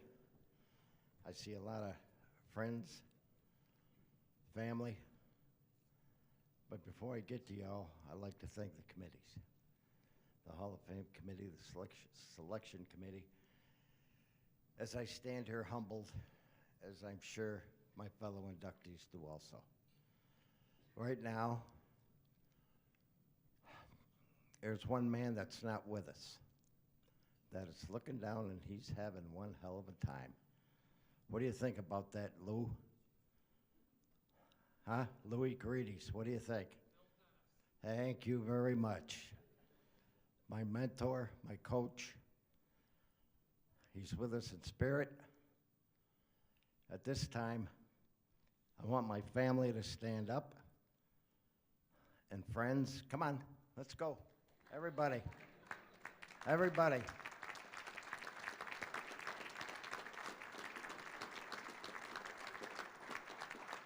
How could I lose? Look at that family. Look at that. Now there's one guy that I want up here right now. Paulie Roach, come on. Come on. You saw some of the pictures of a young kid carrying my golf bag. All right, how old are you? 16? 15? 16. Look at him now. Look at him now.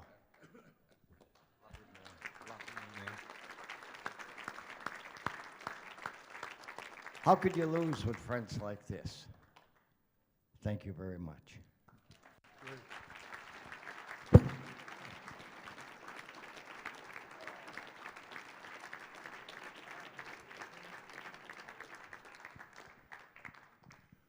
Our next inductee in the class of 2018, please welcome in Tom Mitchell.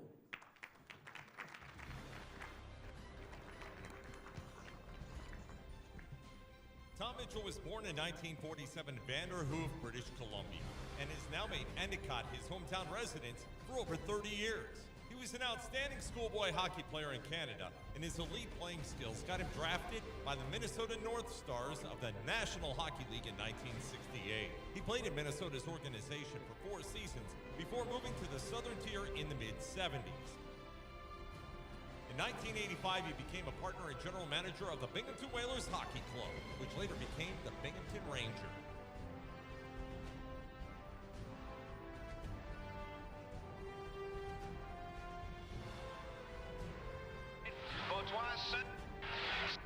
Got deflected, score! I don't know.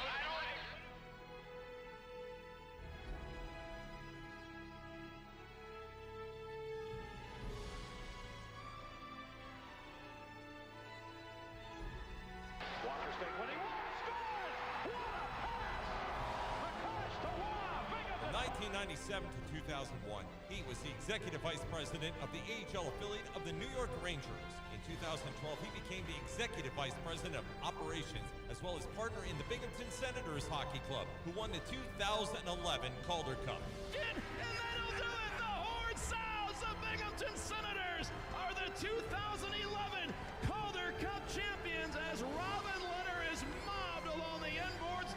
first professional hockey championship in Binghamton's history.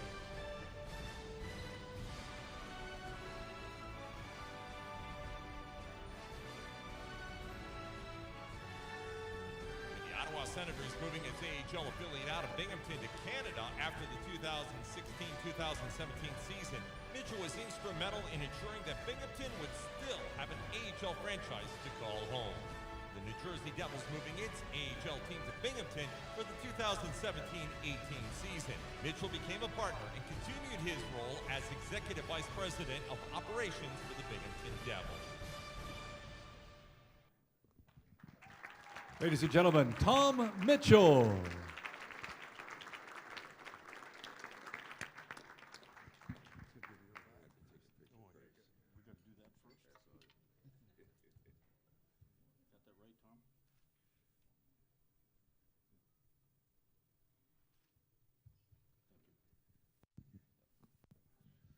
Thanks, Roger. Good evening, everyone. It's great to be with you here tonight. I want to get something off my chest here real quick.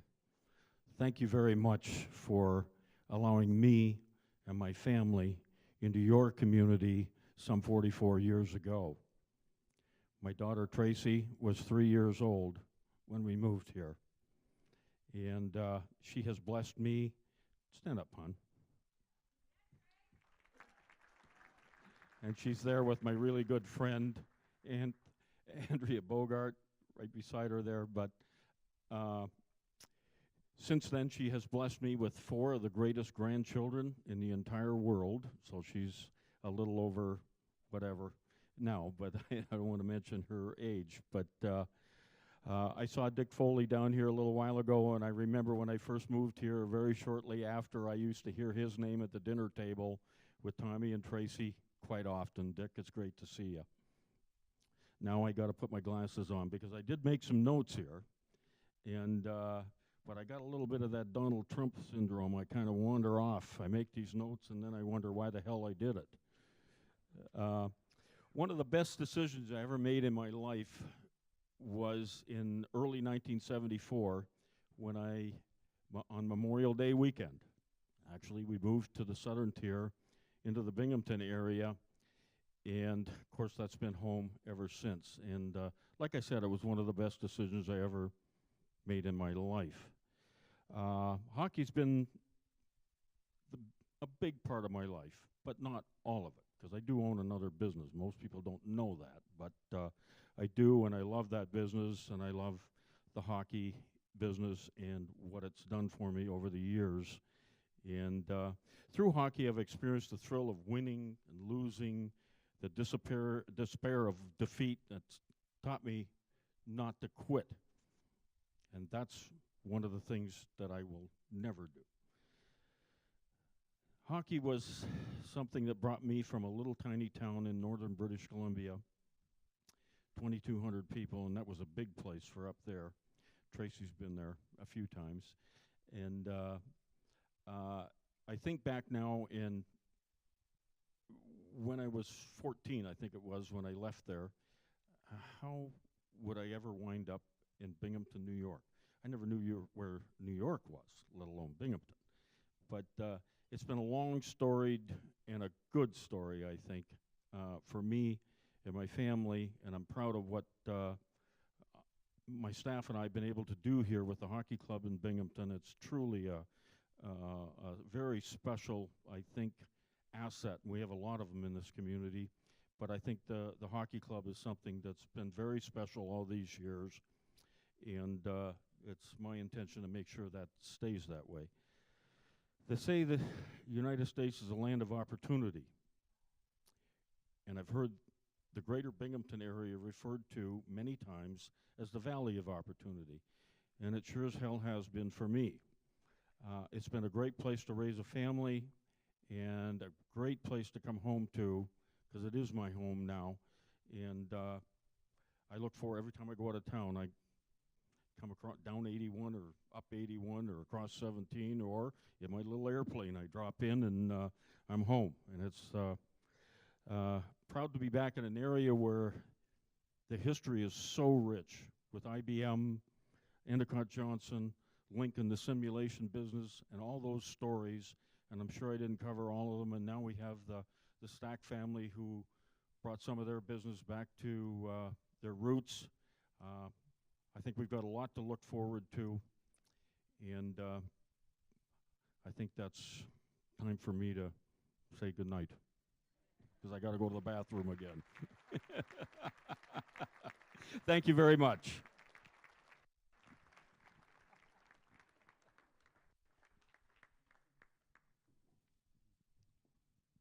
Next, please welcome into the class of 2018, Edward W. Stack.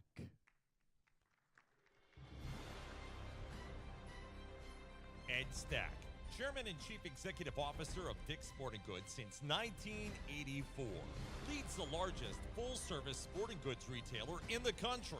He has led this Fortune 500 corporation through a remarkable period of growth, from just 2 stores in upstate New York to 716 Dick's Sporting Goods stores, 95 Golf Galaxy stores, and 35 Field & Stream stores.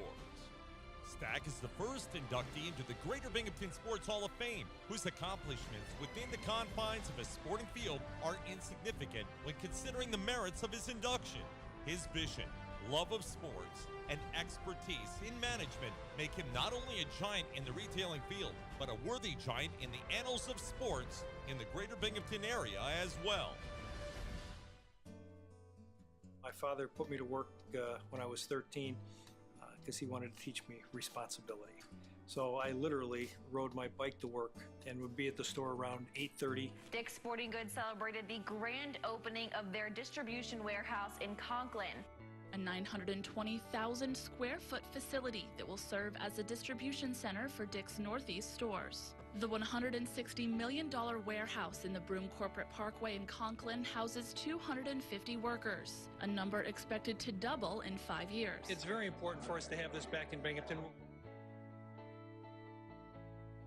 Welcome to the Dick's Sporting Goods Open. We're proud to host this PGA Tour Champions event in the Greater Binghamton area, which is also the hometown of the very first Dick's Sporting Goods store. For the past 69 years, we've been committed to helping kids play sports because we truly believe sports matter.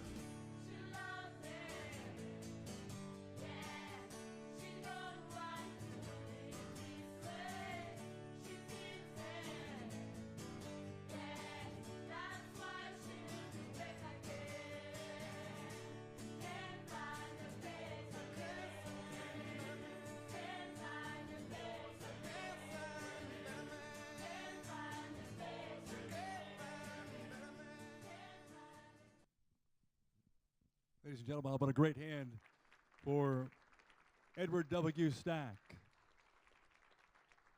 At the last moment, he had a major business commitment and is unable to be here with us tonight. I know he has some family and a lot of friends. If you're here on behalf of him, please stand up and we'll ring in his induction here tonight. Congratulations, Edward W. Stack. I'll make sure he gets his award here in the near future. Our next inductee is Michael Stark.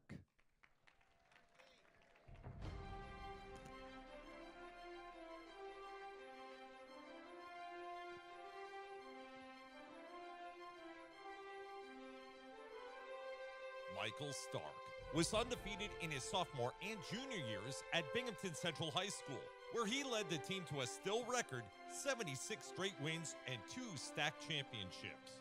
Stark also played at the University of Wisconsin, where he competed in singles and doubles. As a coach, he orchestrated the rapid rise of Binghamton University's tennis program, from a Division III team to a Division I NCAA tournament team.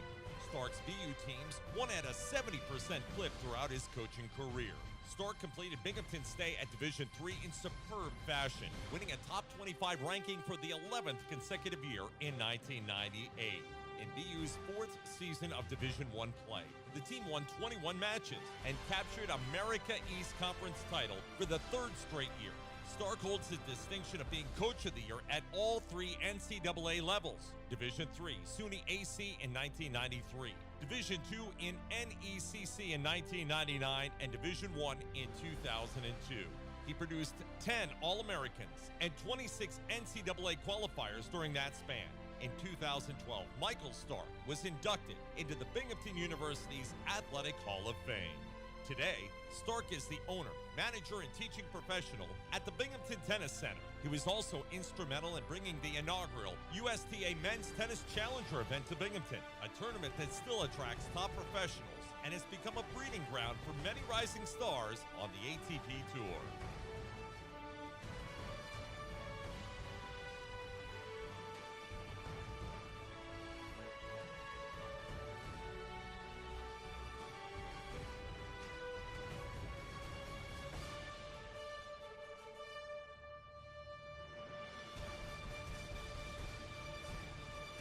Please welcome Michael Stark.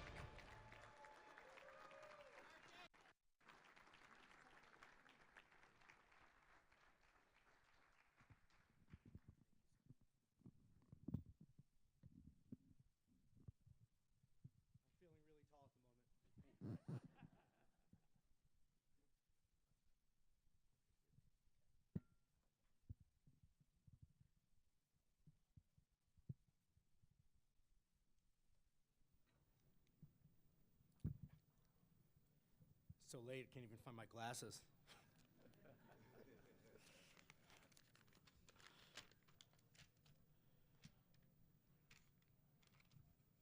All right. Before I start, I'd like to congratulate my fellow inductees and thank the committee. Earl the Pearl, this is a dream come true. I was just such a die-hard Knicks fan growing up. And when we won the championship in '73, that was the best. I spent countless hours in my driveway trying to perfect your patented moves. One day, my dad came out and just shouted at me, "Son, quit basketball and just stick to tennis." Good advice, Dad. Little known fact, Earl's a tennis player, played at the Armory in Harlem. Yes. So I apologize for making your evening a little bit longer. I get it. I've been on the other side of that table for the last 3 years, and I call it the longest Monday night of the year. I just hope I make the next few minutes worth your while. So last year, we inducted the ME Little League World Series champs. Of course, it was past their curfew, but they were awesome. But the average age of the inductee is closer to my age. And at this stage in our lives, this takes on a different meaning because we come to that staggering realization that it's just not all about me. You're supposed to laugh at that. In the last few years, I've seen many of my favorite local sport legends inducted. And there's been 3 constant themes all woven together by a common thread: family, community, passion for your sport, and giving back. Family first. My dad was here earlier. He turned 89 this winter in New Zealand. As with many of us, our dads played such an important role in our pursuit of sports. The countless hours. We picked up the game of tennis together when I was 40 and he was 7. And simply put, my dad's my hero. And of all the things I could say about my dad, what's appropriate in this forum, he gave me the gift of tennis. My wife, Kristen, is here, giving me that weekly, if not daily, reminder. Remember, Michael, it's not all about you. Thank you. My daughter, Allie, flew in from Colorado, and my son, Noah, he's 6'1 and a half. Now, I know most of you out there are asleep, but if you look up, my driver's license lists me at 5'4", and that's a stretch. Now, I know what some of you are thinking. That's not my point. Just this. Oh, to have been 6'1 and played tennis. I can only imagine. And last but not least, my extended family. Former students, players, friends. You've embraced myself, my family, and the tennis community. You've been there for me, and I will always be there for you.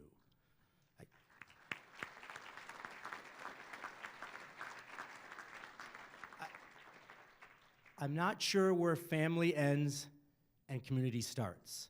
My fabric, my foundation. This town has heart. It is so resilient, so giving.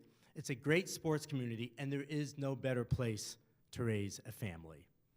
And finally, to the game of tennis. My entire professional career, I've had 2 jobs, Binghamton Tennis Center and Binghamton University. My reality is I wake up every morning and I go to work in a tennis environment. But within that narrow scope, I've had a very broad-based experience, and the game has largely defined who I am. If there's one thing I've enjoyed the most, it's the one-on-one interaction with my students, transcending student-teacher, caring, connecting, developing lifelong friendships, priceless. And if there's one thing I'm most proud of, it's giving back. To give is to take. And now with my new position with the USTA, more than ever, I feel we're growing tennis in this community. I would be remiss if I didn't give a shout out to Binghamton Tennis Center and anyone that's ever worked there or been a member, and acknowledge, give yourselves a hand, please. You've been here for like 4.5 hours. And I'd also like to acknowledge Binghamton University Athletics. It's just wonderful being a part of that educational process, the journey. It's a great place. Bearcat fan for life, Bearcat for life. And if you've never been to a Division I sporting event, pick any sport, go. You won't be disappointed. I would like to just pay my respects to 3 people, 3 tennis forces that we lost in the past year, that we lost way too early. Dan Hinegby, Ed O'Malley, Peter Tierney, this is for you. And I'd like to close with a coaching insight. Early on in my career, I decided I wanted to become a good coach. And it became an obsession. Just ask my wife. Then one day, I retired, and I was forced to reflect. What is a good coach? And I decided that a good coach is simply this: a winner, a leader, and a humanitarian. And first, I'd like to just define winning. Winning is leaving no stone unturned in your efforts, spending every moment of every practice striving for perfection, and every point of every match staying singularly focused on the task at hand and the bonds of friendship that are developed and the life lessons learned in that process. That, to me, is winning. And I look up here in this dais, I see winners, leaders, and humanitarians. I look out here, I see the same. I'm just so very proud and appreciative to be a part of this community. Thank you.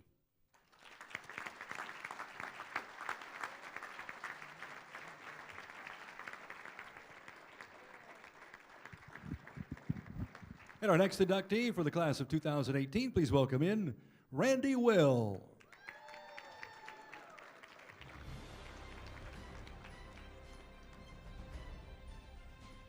Randy Will, a native of Benwell, New York, began his journey in bobsledding after an injury ended his competitive ski racing dream. In a short time, he was voted the Sports Rookie of the Year and named to the World Cup team and set the world track record in Lake Placid. In 1987, Randy's team won the USA Olympic trials in Winterberg, Germany, and also won the 4-man race at the pre-Olympic test event in Calgary, the first time an American team ever achieved such an honor. The team was ranked 7th in the world by 1988. After 1988, the racing continued for Randy, with fellow Greater Binghamton native Chris Coleman. The 2 men together achieved the fastest 50-meter start times in the world and dominated the World Cup races, earning them a total of 6 national championships, 2 more USA Olympic team berths, 7 World Cup wins, and 2nd in the world rankings. In 1992 at the Olympic Games, Team Will had the fastest 60-meter starts in the world at 5.92 seconds, a time that still stands today. After retiring from competition in 1995, Randy became the coach of the United States bobsled team. He was named the U.S. Olympic Committee Coach of the Year in 1996. Randy also coached skeleton gold medalist Jim Shea Jr. for the U.S. in the 2014 Sochi Games. Unbelievable. Third heat, he's done well, 55-27. Will came down in the second, third heat. That's why Randy Will deserves a shot. That's some pressure play right there. No question now, nobody will be able to say that Randy Will and Joe Sawyer and Chris Coleman and the injured Jeff Woodard did not deserve to be on the Olympic team. They are in and in with style.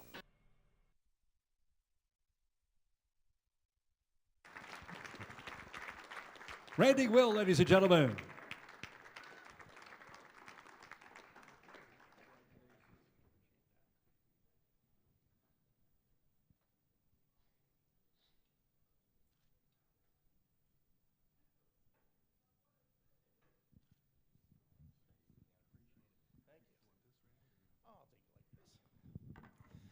All right, wow, this is really cool, I gotta say it, because I just went down an icy trough.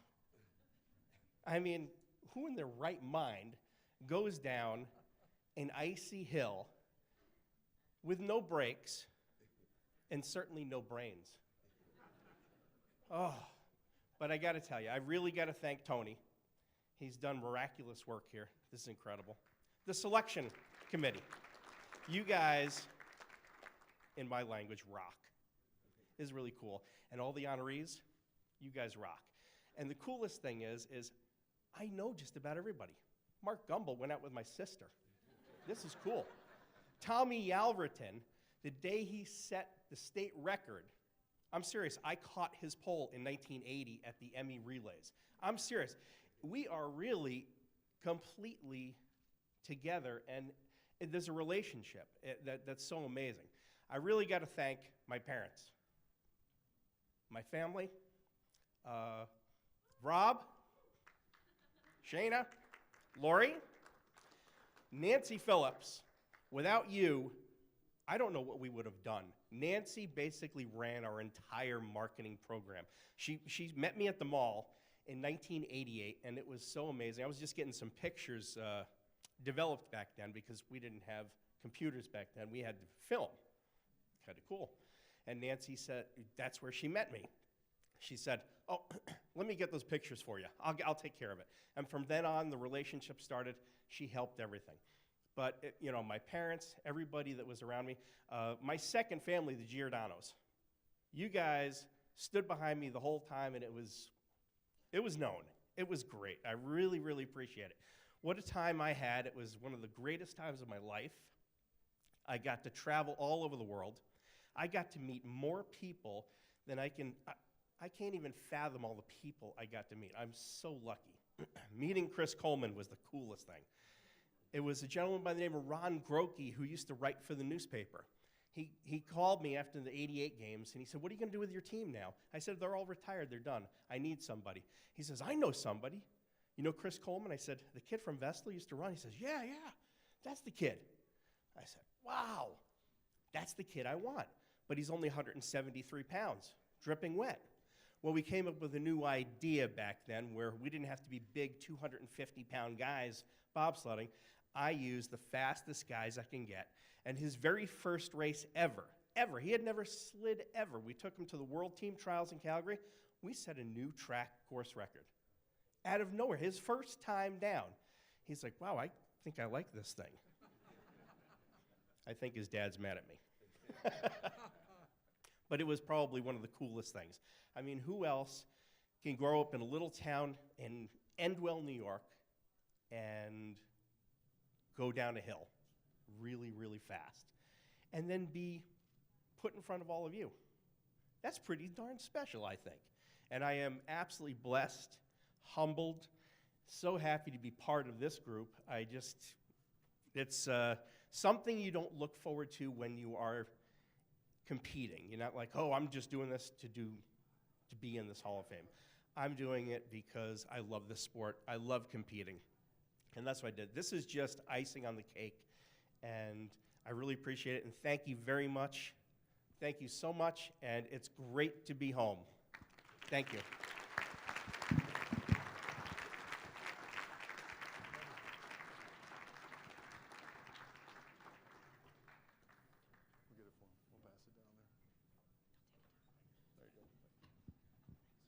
Our next inductee, Tom Yelverton.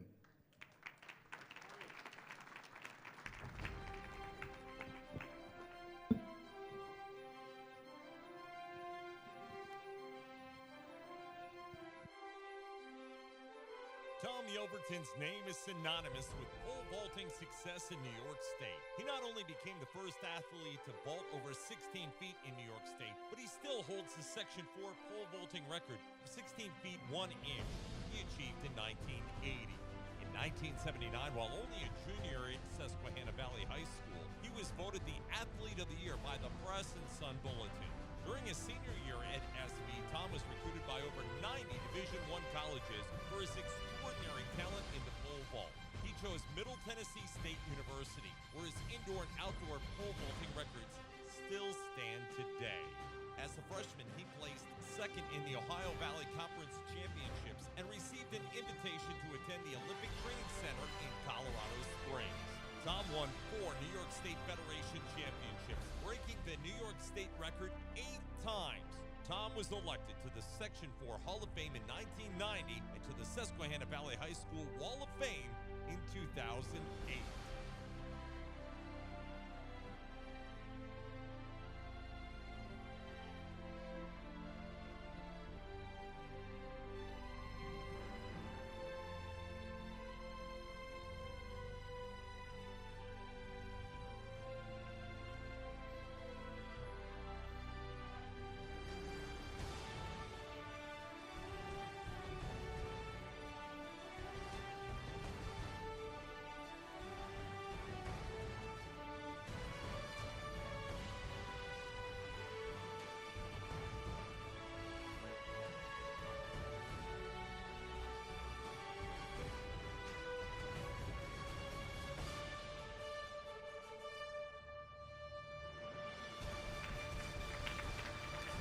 Hall of Fame inductee, Tom Yelverton. These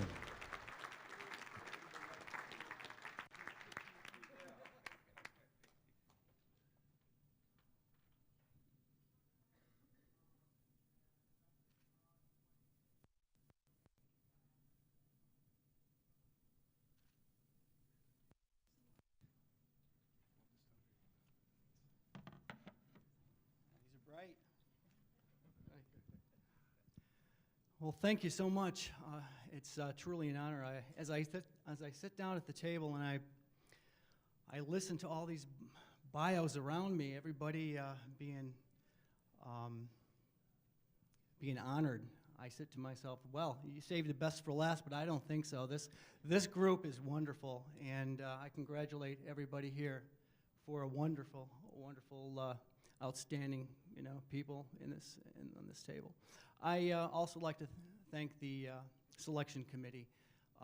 Some of you that I've known for a long, long time. Mr. Fox, there was a time when I was younger.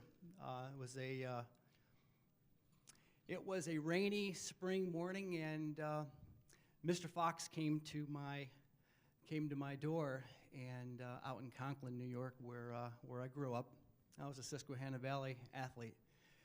In any case, he came in, and I always saw his articles. He eloquently he wrote, and he came to my door, and I'll be honest with you, it was like a celebrity coming into my house.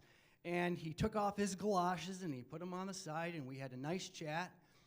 And he left his galoshes in my house. And my father says, no, you better give it to him. No, I said, this is my opportunity to have something from somebody famous, so thank you. So, again, that was 40 years ago. So, yeah, that was 40 years ago, and thank you so much. But I'd like to thank Tony for everything that you've done. I think this is an amazing experience that I have, and I'd like to start by talking about the most important people in my life, most influential people in my life. Mr. Monroe, it's been an honor to meet you, and you mentioned something very important during your speech, and that's opportunity. I think that young athletes, as they grow up, some of them have opportunities, some of them don't. I certainly did. My family, we have a small family, and talk about role models.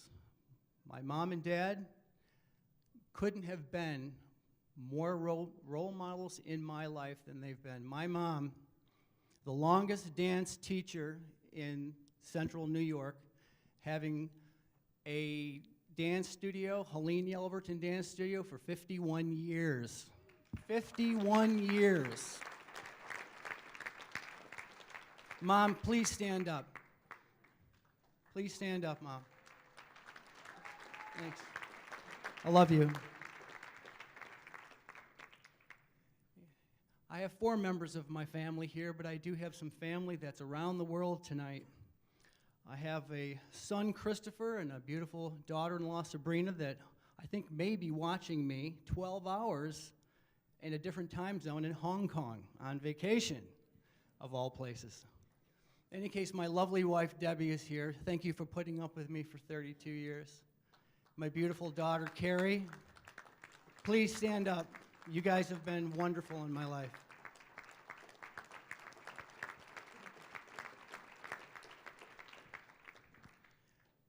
Growing up, I talked a little bit about opportunity. What I'd like to talk about now is my dad. When I was about eighth grader, ninth grader, I had an older brother, and his name was Bill. And my older brother, Bill, he started to be a pole vaulter because my dad was a pole vaulter, and I'll talk about that in a second. But my brother tried to be a pole vaulter, but he had chronic shoulder problems. He constantly had dislocations of his shoulder, ultimately had to have an operation, and he couldn't do it anymore. And his pole that my dad bought him sat there unused. So I decided one day that I was going to give it a try. So I picked up the pole, and I started pole vaulting over fences, and I was younger. And Randy was talking about how crazy it is to go down an ice path, okay, at 100 miles an hour. Try taking a pole vaulting pole, running as fast as you possibly can with a piece of glass in your hand, fiberglass, bending it in half, praying it doesn't break, going about 15, 16 feet in the air, and hopefully landing on a mat. And that doesn't happen all the time. Many times I've come down and I've missed the mat. Well, anyway, my brother couldn't participate as a pole vaulter. So I picked up the reins, and and under my dad's direction, I began my pole vaulting career. My father, he provided me every opportunity that I could possibly have. My dad is a collegiate state champion, and he was a Section 4 champion in the pole vault. And back in the late 70s and the mid 70s, there wasn't a lot of people out there, including coaches, that knew anything about pole vault. Pole vaulting was a different sport. You had to be a little weird to be a pole vaulter. You had to be a little bit out there. In any case, in other words, you had to have some knowledge to be able to teach somebody else how to pole vault. In any case, my father was that go-to guy, and he was my mentor. He was my biggest fan, and he's been there for me ever. Dad, please stand up. Billy Yelverton. Thank you. In any case, up until about my 10th grade year, my dad was my coach, until he couldn't put up with me anymore. Basically, a father can coach his son to a certain time period. And then all of a sudden, the son thinks he knows too much. And that was me. I thought I knew everything. And of course, my dad still wanting me to have as much opportunity as I can, as I could. He reached out to somebody that he knew that mentored him when he was a vaulter. And this gentleman is from an Endicott native, and some of you may know his name. His name was Joe Pecca. Please, he deserves it. Joe Pecca is not with us anymore, but he was the pole vault go-to guru in the Triple Cities. He was a gentleman that went from school to school. If there was a pole vault, if there was a track meet, he'd be there. Wonderful man. I can't say enough about Mr. Pecca. Mr. Pecca started working with me when I was 11th grade. And Mr. Pecca would come to all my track meets. He would give me hours of time on the telephone. And he's just a He's just a wonderful person. He once said to me, he said, this is when we first met, he says, you know, Tom, records are made to be broken. And one of the first records I ever broke was his son. And his son had the Triple Cities record, and I broke his record. And about a year later, I started to jump a little bit higher and a little bit higher and a little bit higher, and it got to the point where I was jumping over 16 feet. And he also said to me, he says, Tom, he says, if you're going to set a record around this area, you set one that's never going to be broke, he said. And Mr. Pekka, next month, it's been 40 years, and I still have that record. Yep.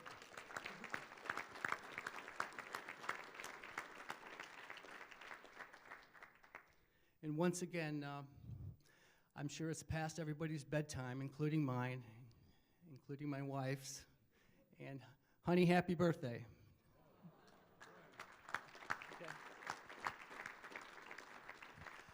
Thank you. I appreciate the honor. It certainly is a humbling experience, and it's a great event. It's wonderful for the community, and if there's, you know, I will be here each and every year, you know, applauding the next inductees, and it's a great experience. Thank you so very much.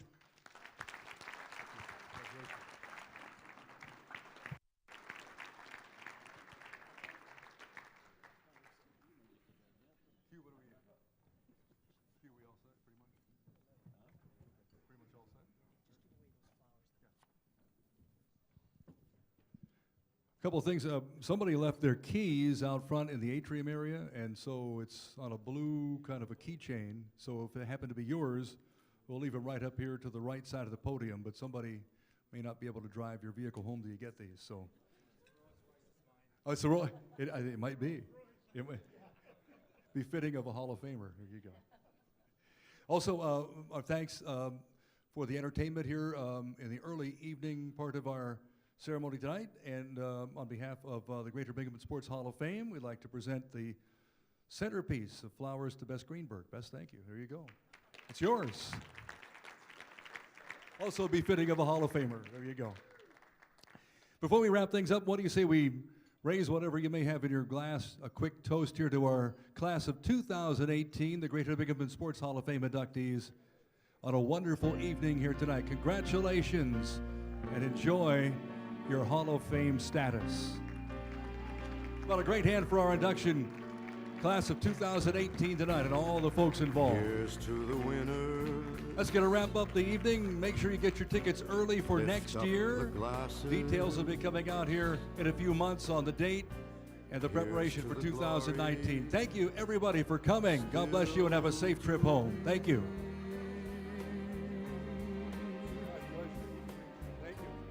Here's to the battle, whatever Thank you, sir. it's for, to ask the best of ourselves, then give much more.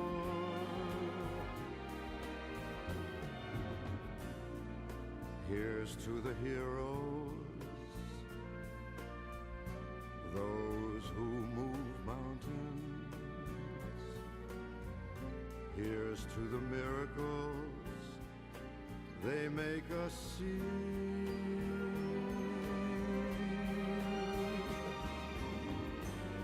Here's to all brothers. Here's to all people. Here's to the winners all of us can be.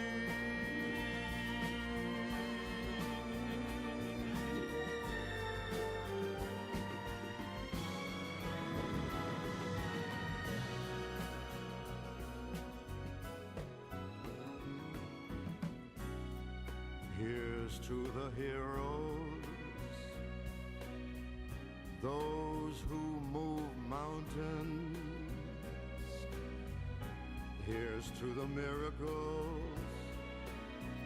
they make us see.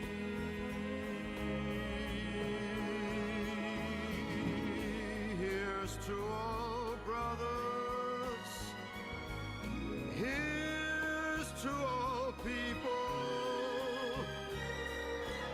Here's to the winners.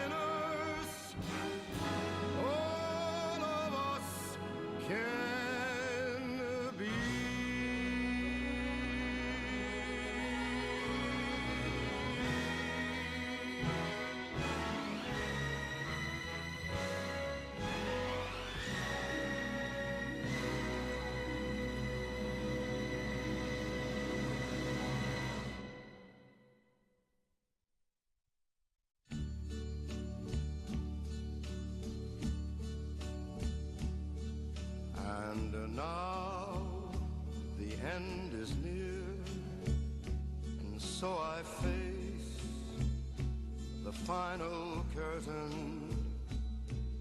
My friend, I'll say it clear, I'll state my case, of which I'm certain. I've lived a life that's